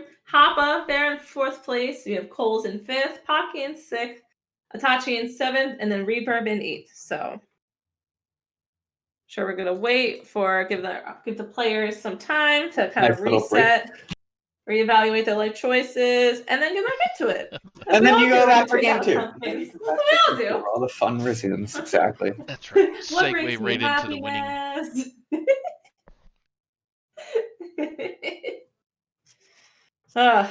This is gonna be so close, baby. Oh, I know. So anxious. Looks like you think you're anxious. Oh my goodness. We are all on the chopping board. You, me, and Bob's bouncers. Is Oh. it that, We're the chopping. it's that It's- close? it's Holy very- crap. It is that close, yeah. Like so, Yeah. when let me go look and see. So before now, all right. So you have first and second, and I would argue even third. We're kind of like all the way up there. Fourth, Phantom Force, third, 251. So enough where obviously they're not going to fall so far into sixth, like below sixth place. But then you have fifth, sixth, and seventh. So we have Bob's Babes in fifth place with 239.4. F2L Silver in sixth place, 236. So essentially neck and neck right there. And you know what? If there was a big gap between seventh place, we'd be like, it's fine. Like, we're fine. But no. Bob's Bouncers is in seventh place with 227.1. It's only like a 9-point difference between 6th and 7th. 12-point difference between 7th and 5th. So it is crucial. And then you have 8th place, which is 198.4. So like I feel like Almost sounds like a we were radio just kind of station. doing the math. Yeah, we're just like exactly right. Tune in at 198.4 FM. All the slow jams. So it's so close between the Babes, F2L, and the Bouncers. And like me and Blue are feeling it because I'm the Babes and he's F2L. So I'm like, oh! Oh my god, yeah. And actually looking at the results from game 1, just like across the whole week, it looks like none of these 3 teams actually got someone in the top 4, except Corden, who had a little 3-way tie for 4th. Oh, are you talking about this round? Yeah, this round just happened. All these 6 players. Corden snagged like a 4th. You got 5. Right, so we have, oh my god, that's so true. So Trestus took 5th, Sway took 6th. Oh my gosh, that's 7 points between the two. We have Corden who took 4th. Was there a tie or no tie? Yeah, it was a tie, so he only gets 5.7. So he gets 5.7, and then Phoenix took 1st, so that's 6.7. Okay, so it's essentially still the same as the Babes. And then we had Itachi in 7th. Wait, where go back? I lost us. Oh, the points aren't updated yet. But 7th is 2 points, right? 7th is 2, yeah. So 2 points, and then Itachi, and then Cole's got 4, so it's 6. We're literally on that. yeah, I know. So However, I will say though, for us, you and I, it's okay to be neck and neck. We're fine. Yeah, I mean, we went into this night about 10 points above our competition. Yeah, so let's stay neck and neck. Yeah, I mean, as long as you're not losing 10 points across those matches, you're very happy with this. Whew. Shaking in my boots. All right, let's see how the players are doing. Hopping on over. Yeah, there's still a 5-minute break. Oh, he's back. Okay. So it's back. So I don't know if they readied up. I'm gonna just take a peek. I gotta drink my water. I'm so into this. This is so spicy. The Very. spicy pretzel mustard.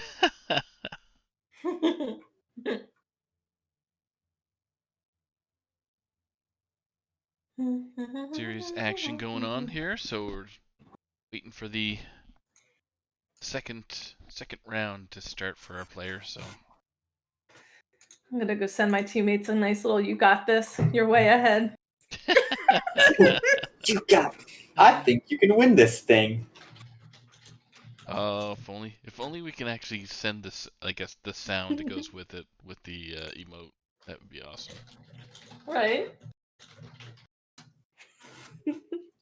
Gotta put a smile on their faces. Yep. Regardless, though, this has been such a fun season.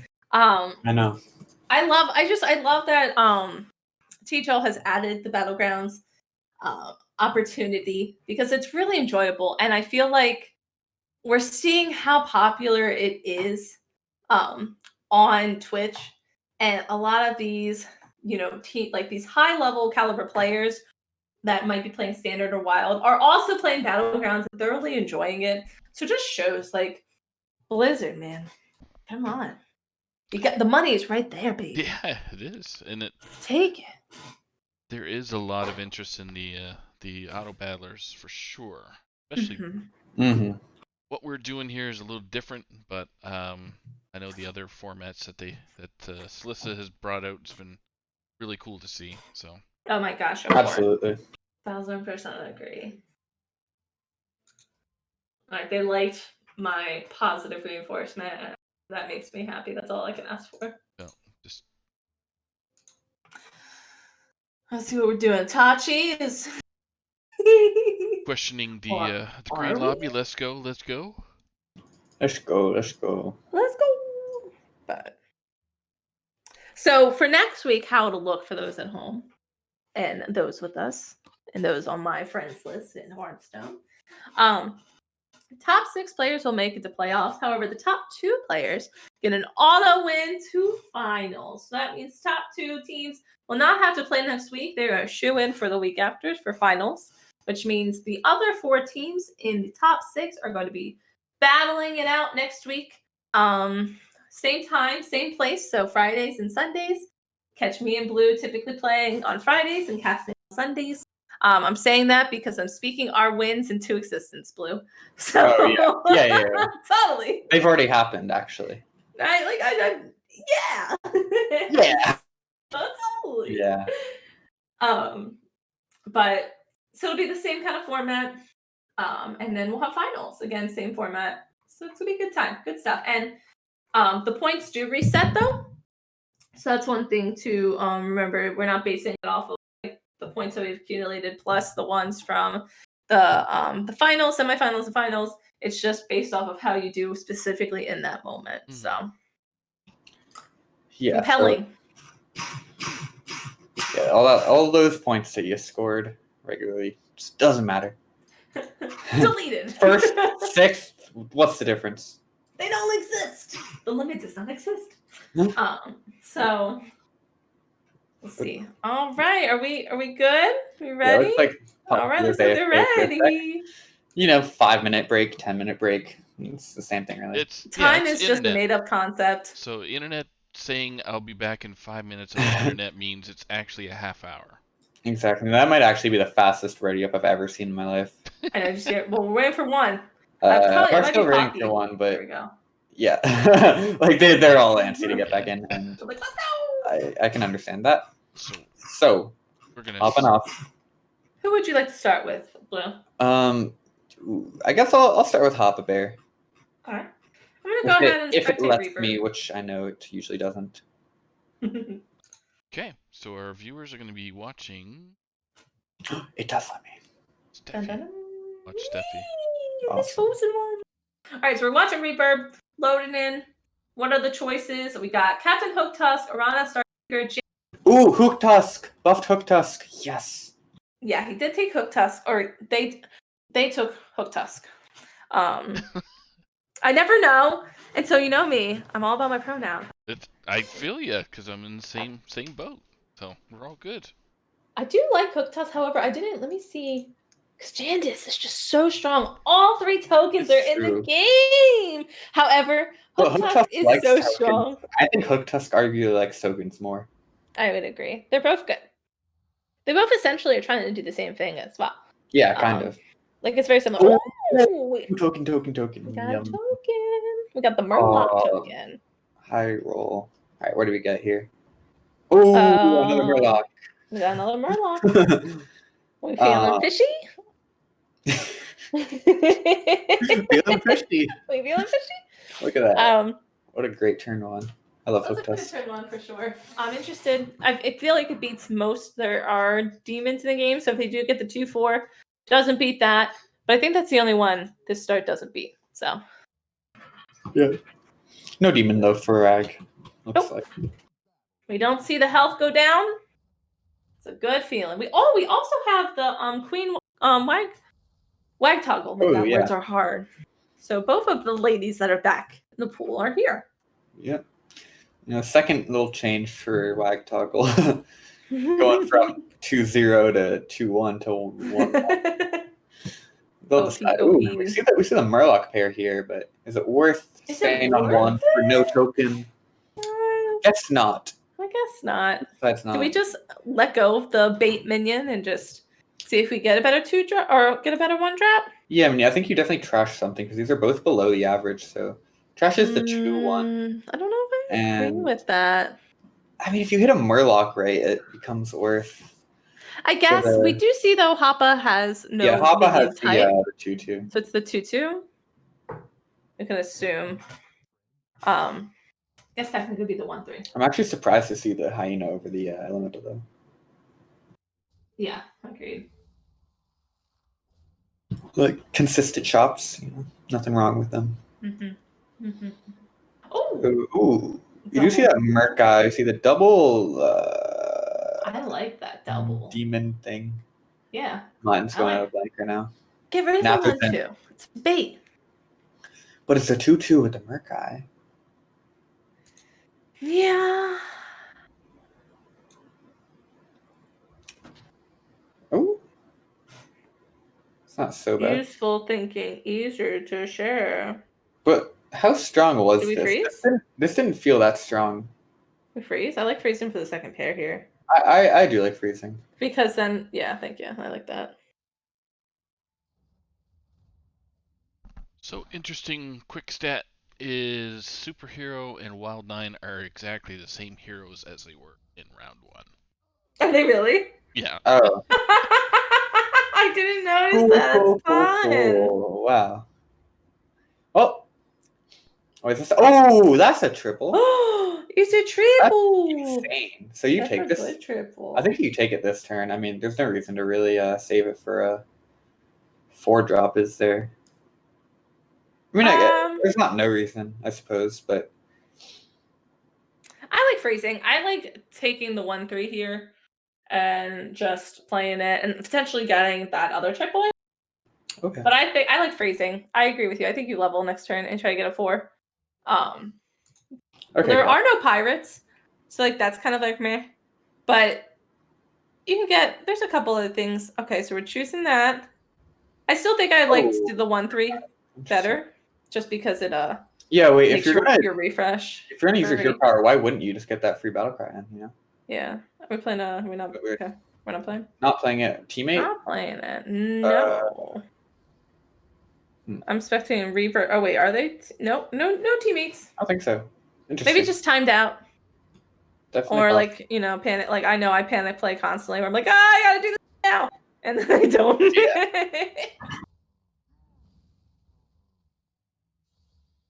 Yeah, totally. Oh, I actually didn't notice we have a Bigglesworth in this game. I'm very happy to see that. Cat! We love a kitty. Next Maybe one we'll switch over to blue. Awesome. Maybe they didn't play it because they were just planning on hero powering it. But even That's so, possible. Yeah, maybe doesn't want to actually commit to a Wrath Weaver. But no. Oh, we could have had 2 Wrath Weavers. Hold on. Oh. Was that a misclick? That was a misclick, right? I Are we being greedy and getting a 5-drop? I'm not against it. That's on. I'm just But curious. how do you're not gonna really get a good 5-drop play here. You have to sell 2 with things, right? demons, right? Unless you're unless you're banking on the life fang. But I feel like with this hero, you don't need to power level. Like that's not the point of this hero. It's not. I like the curve where you kind of like stay low level for a bit and then you just power level like 4 times in like 4 turns. You spike. Yeah. I mean, a brand would be good. I mean, I'm not necessarily disagreeing. I don't know. Actually, I think I am slightly. I think guys could really have gotten you an edge because they had the opportunity to making it quite large, and it looks like they're gonna be taken out too bad. They're gonna kill the one of the two. So it takes they're at 3 though. So 3, 5, 8. 8 damage from Wild 9. Yeah, you really got to do something here. No, really not about it. They said no thing. I mean, I can respect this one because if you're going for the triple, knights to But now we're get that extra token, but what do we get? Yeah, I mean, yikes. Iron fine. Ironhide's fine. Ironhide's fine. Faceless is greedy. I mean, I'm not against greed. We know how I feel, but you might be a little. I think that's a little high greed. Yeah, it's a little risky when you only have 4 minions. Yeah. Yeah, definitely. Think you just take that Ironhide? Yep. Yeah, I think definitely. Are we switching over to blue? We switching to blue? All Sounds right. good. Yeah, I'm over here watching Hop Bear playing George, playing these George of the Jungle. freshly buffed pack leader pairs. Gonna end up selling the one cat and buffing the other. Doesn't actually want this macaw even with the double pack leader. Interesting.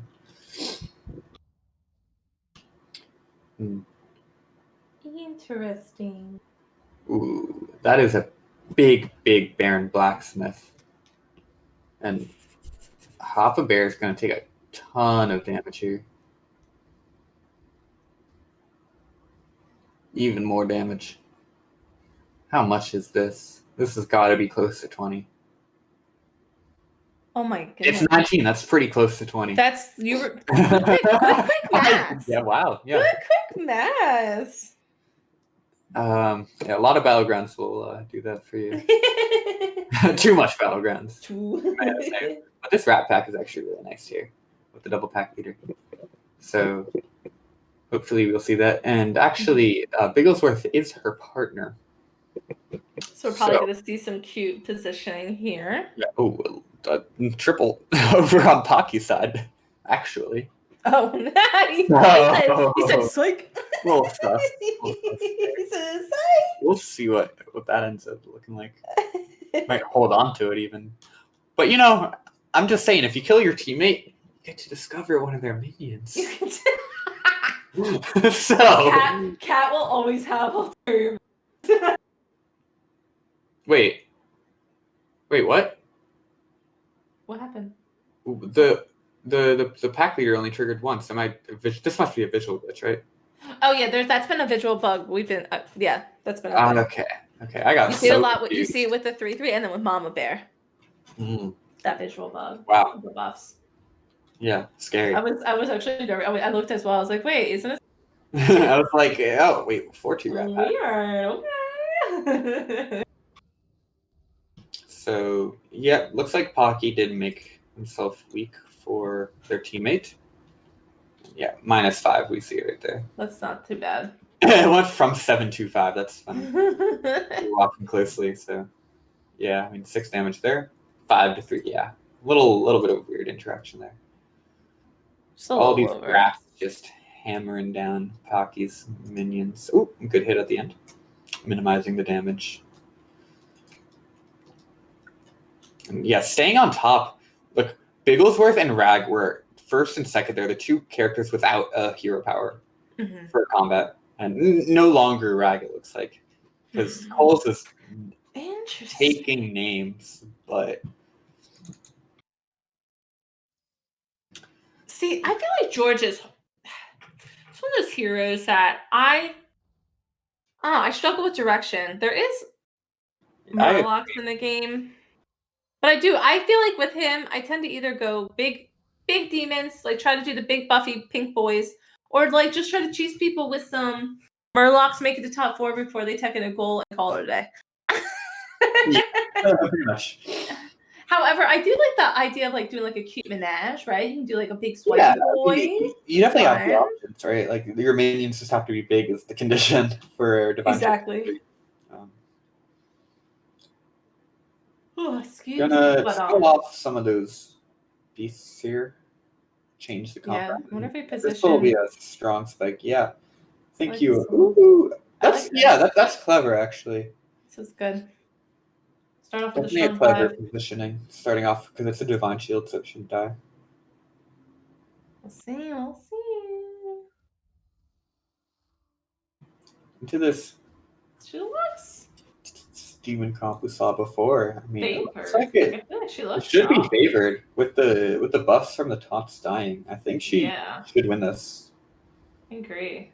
Not too much Rat Pack value, but I think everything's just big enough. Like you're fine. Yeah, like getting the turn. Oh, that hit wasn't the hit, but that was pretty good. Ooh, actually, Ooh. No, we're fine, right? It's either a tie or she wins. oh, does end up barely winning. Given 5. All right, I'm gonna go ahead. Let's see who's here. I'm gonna change who I spectate. Everyone's still in, so pretty close Everybody's actually. still in. How I think I'm gonna far go look at Coles. Coles is doing. I've been hanging out with Sounds Coles a lot. good. Yeah. Let's give Coles him kicking some. butt. I'm gonna go look at it. I like Ooh. the hero. Papa Bear did find the Cave Hydra, so it's gonna get immediately Well, buffed. that'll be 6. good. And then giving it the bubble. That's gonna be nice. Yeah, for sure, for sure. What else can she find? Nice triple. Get a good mama bear. That'd be nice. 2 Yeah. minions potential. Now 1 minion, but two minions potentially triple. So I think unless she's planning on leveling, which I could see. Also, there is the champion of Yushar there. That would have been. That was. I think should have been considered. Like I know right now we're kind of choosing. Are we taunt? Are we beast? And I feel like that decision kind of says beast I line. think you do consider it. I think she's possibly overestimating these pairs right now. I think she's overestimating the Rat Pack slightly. But I do like the Hydra pick, and I love the bubbled Hydra. But right now you're playing against Rag, who That does have Bolvar. the hero power. So I would love to see this Bolvar over the pack leader pair. yeah. But see, here's the thing: if we get rid of this pack, if we get rid of that, then it's like probably should be the champion. Yeah. Yeah, I agree. We'll see. And that 5-drop is a lot of stats. Like, so. It's a lot of stats. A lot of stats, like right there. Boom. Boom, right in the kisser. Oh, that was a good hit, though. Yeah, Cave Hydra, huge right there. But the Blacksmith, also huge right here. Yeah, these are good, too. Oh, gosh. But I think this Rat Pack should be able to this Rat Pack's gonna, end Yeah. them. Finish him. It's gonna be close to lethal. Shouldn't be lethal. Oh. Everything gets cleaned up. Yeah, so everything it's got gonna be cleaned up. right under it. 14 damage. Looks like we did lose a friend. We did. Oh no. Wash in the wind took an 8. Oh, Took a so knee. sad. So, Got superhero right now and reverb. Oh, Itachi. All of them are under 10 health. It's close. I'm gonna switch over to Steffi View. Steffi Awesome. Cam. All right. So who are you Steffi using? Cam coming in you're hot. doing Coles. You're doing Coles. Coles has a cute menage build. Don't love the Cobalt though. Love the brand. I say ditch the Cobalt and ditch the 6.5. The 6.5 is cute in theory, but it's a little late. I think Whoa! Ooh, Hold on. Ooh, man. No. I think it's old news. Negative. Not the move. He wants this. Oh, I don't agree with getting rid of that bubbled. That was a punish. That was not, in my opinion. I'm not saying it's right or wrong. I'm just kind of shook by that decision. Should we get that nice solid lightning? I mean, that is a nice beast, but you have a Cave Hydra and you have a brand. Yeah, exactly. He needs to get rid of the 6.5. I mean, you get a hero power, and if you do, Yeah. the hero power is huge. I mean, his Yeah. 5+5 stats. That's That's a What lot. should you like to see? Pocky's doing taunts. We can see a lot. Yeah, I mean, the 6/5, right? Like, what did that do there?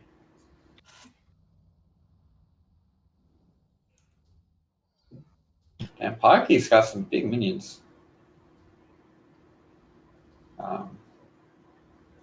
Oh, Ooh, yeah, good there's trade that there, though. Ushar. Bunch of, ooh, yeah. Mhm. And Pocky's just going to keep getting stronger because people are such low health. We're going to see Holy some people go. We got a Tachi tie for and 7th and 6th with Itachi and Reaper. Itachi got high rolled by Hoppa Bear. Like, Yes. super duper omega high rolled. It's rough. Like, 15% chance to die, and then took like even more than the 90th percentile damage. Oh, that's not very unfortunate. Not that I care or anything, but no, nothing invested, right? no like personal stakes in it. Or, I don't even care.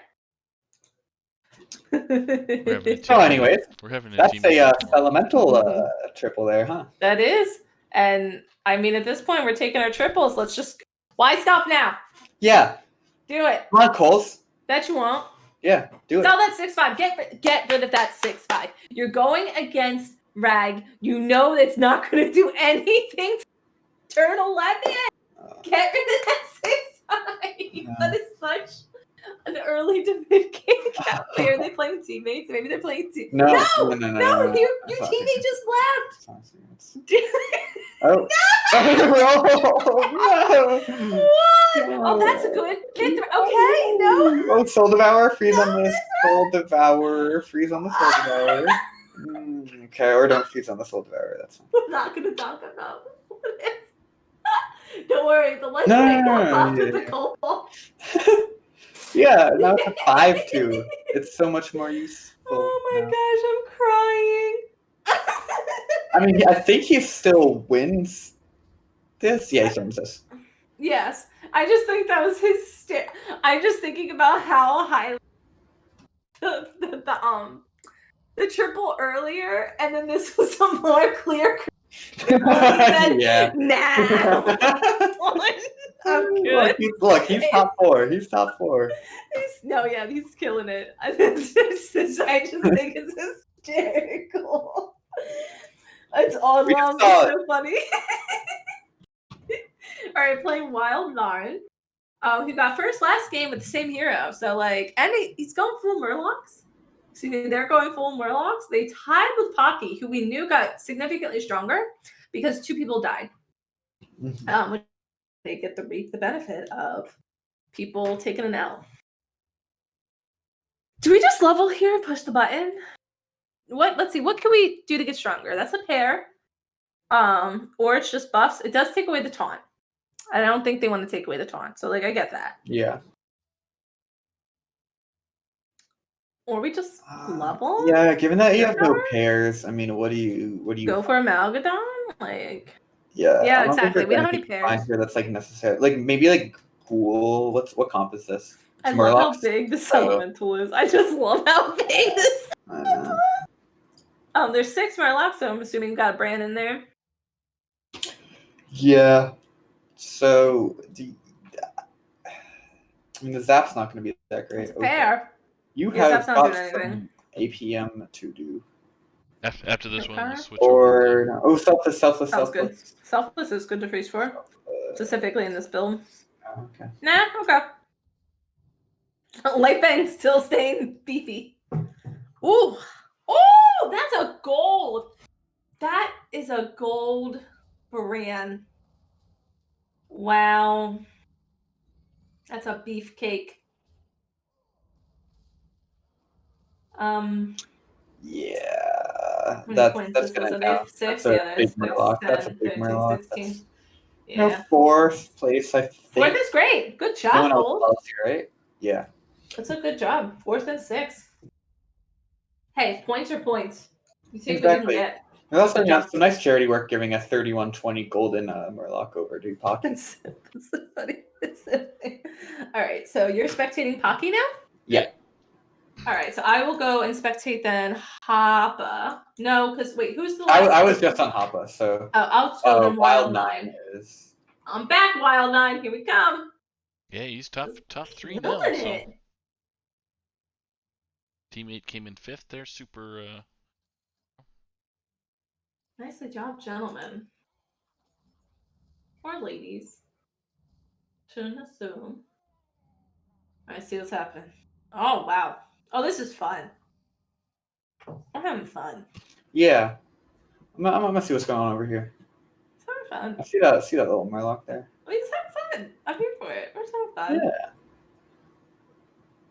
Do we ever sell the?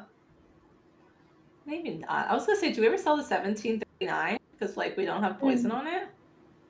And then just like play your my exile. I mean, I would, if I wanted to like be like a good battlegrounds player, or you know, like I generally don't know. But keeping it for the toxin. No. I'm saying like keeping it for the toxin is like very appealing and like already such a fat minion that's like maybe you don't want it. Yeah, that's true. But I think that the Amalgadon, whatever it rolls here, is gonna be better.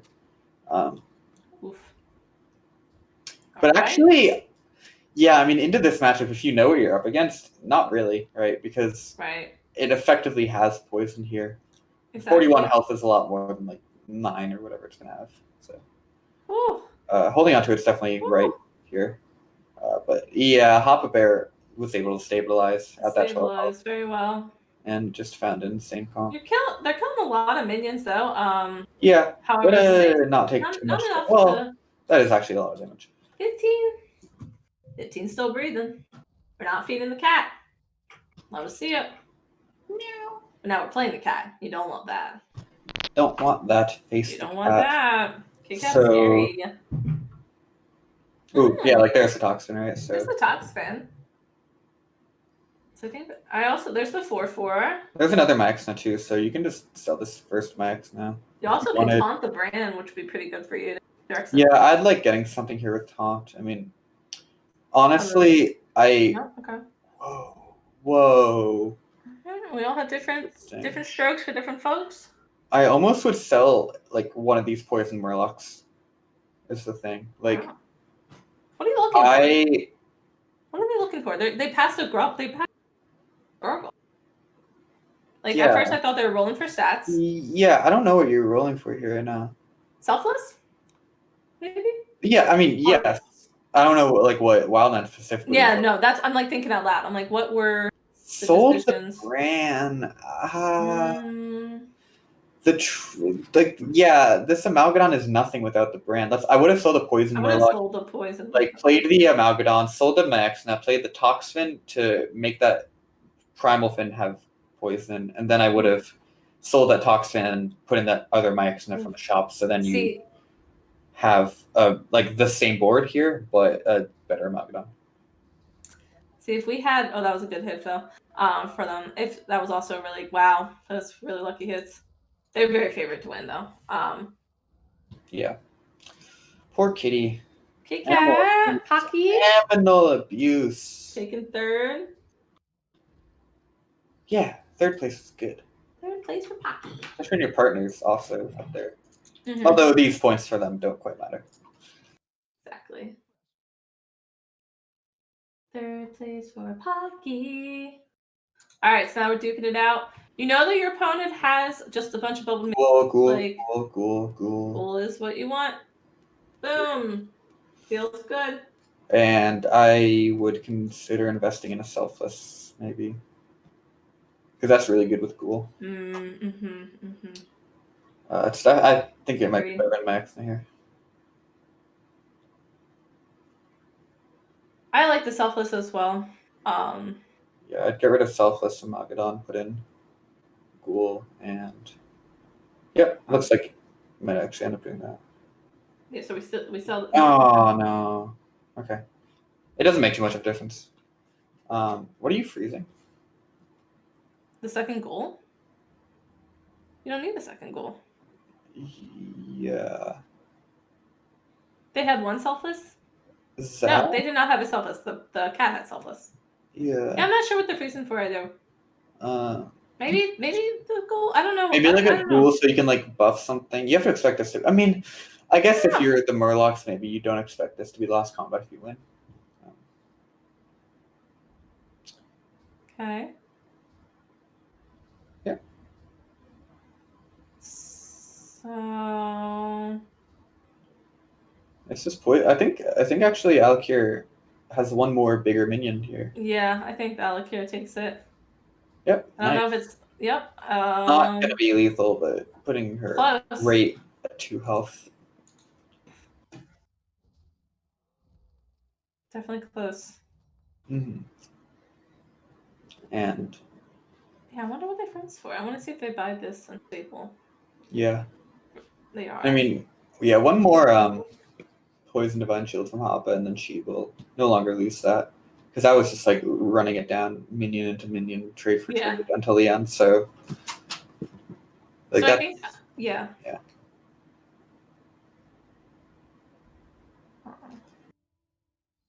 I don't know. I think I kind of like looking for the selfless here. I definitely agree. I would have bought the selfless the turn prior. I think I would have held it though, and then just so it's tripled because I think you need the 2 for one deal, like being able to buff 2 of them. Mm-hmm. But there's nothing else. I mean, this is like a completed comp unless you have the selfless. So Yeah, I think you can stick with Burger Goal. oh okay. Yeah. So I guess they were freezing to look for more. Gotcha. Makes Yeah. Good 1 turn buff slot, kind of. sense. Exactly, makes sense. So we'll see if Papa was able to find another poison.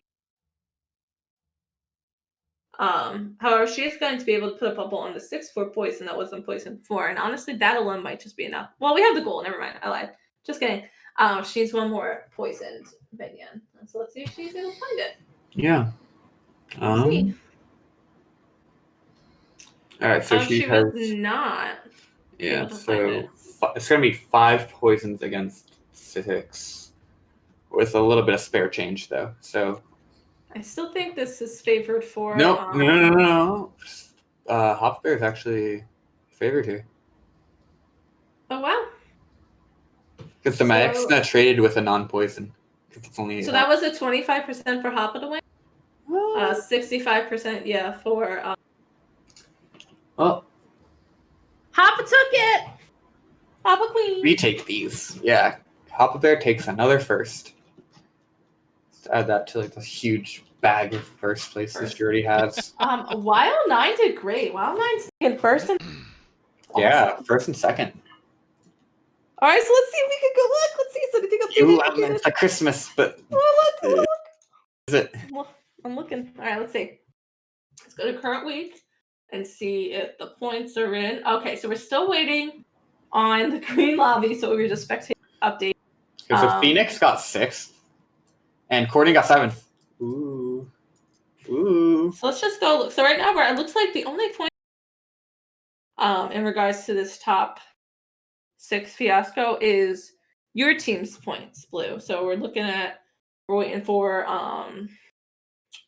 Itachi and Coles.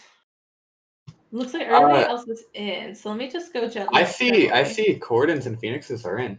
Yeah, no, exactly. And so we're it's just the green lobby. That's not. Okay. I see Coles's, but I don't see Itachi.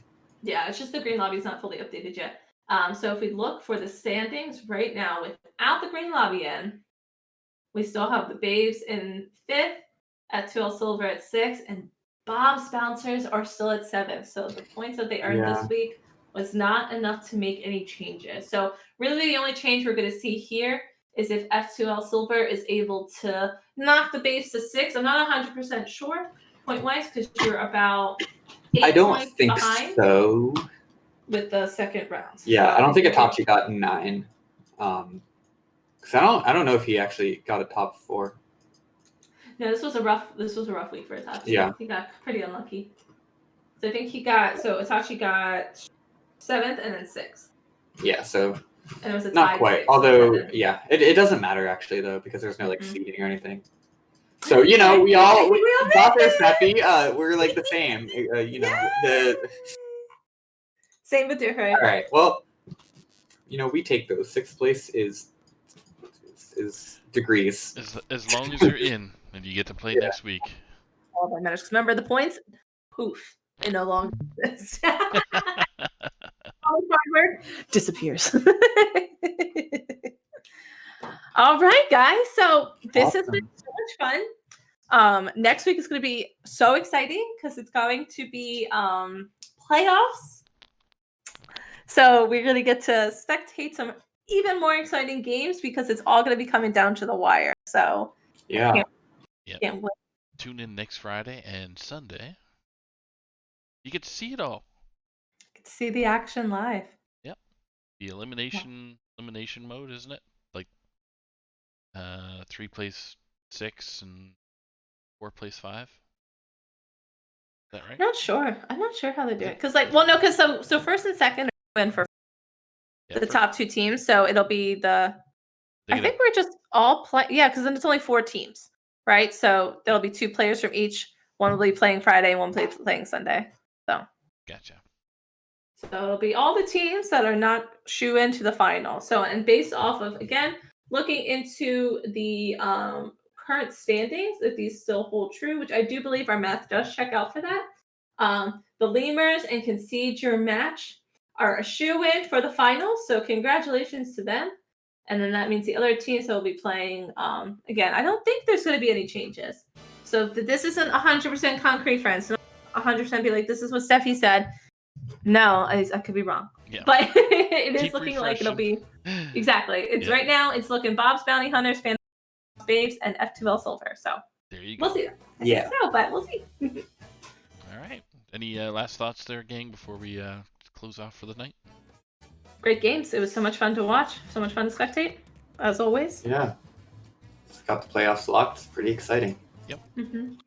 All right. Well, that closes it out, and we will see you next week. I think Around the Saloon is going to be kicking off for Monday, and then our center on Tuesday, Tavern Talk on Wednesday, and then it goes right back into stream mode there with Thursday Throwdown, Friday Night Fights, mixture of Schoolstone in the daytimes, Salty Saturday in the evening, and then back to the best on Sunday. Yeah. Full turnaround. That's right. Full circle. You can't escape it. That's right. All right. Good night, everybody. Thank you all for watching. Take you good, guys. We'll see you next week. Good night.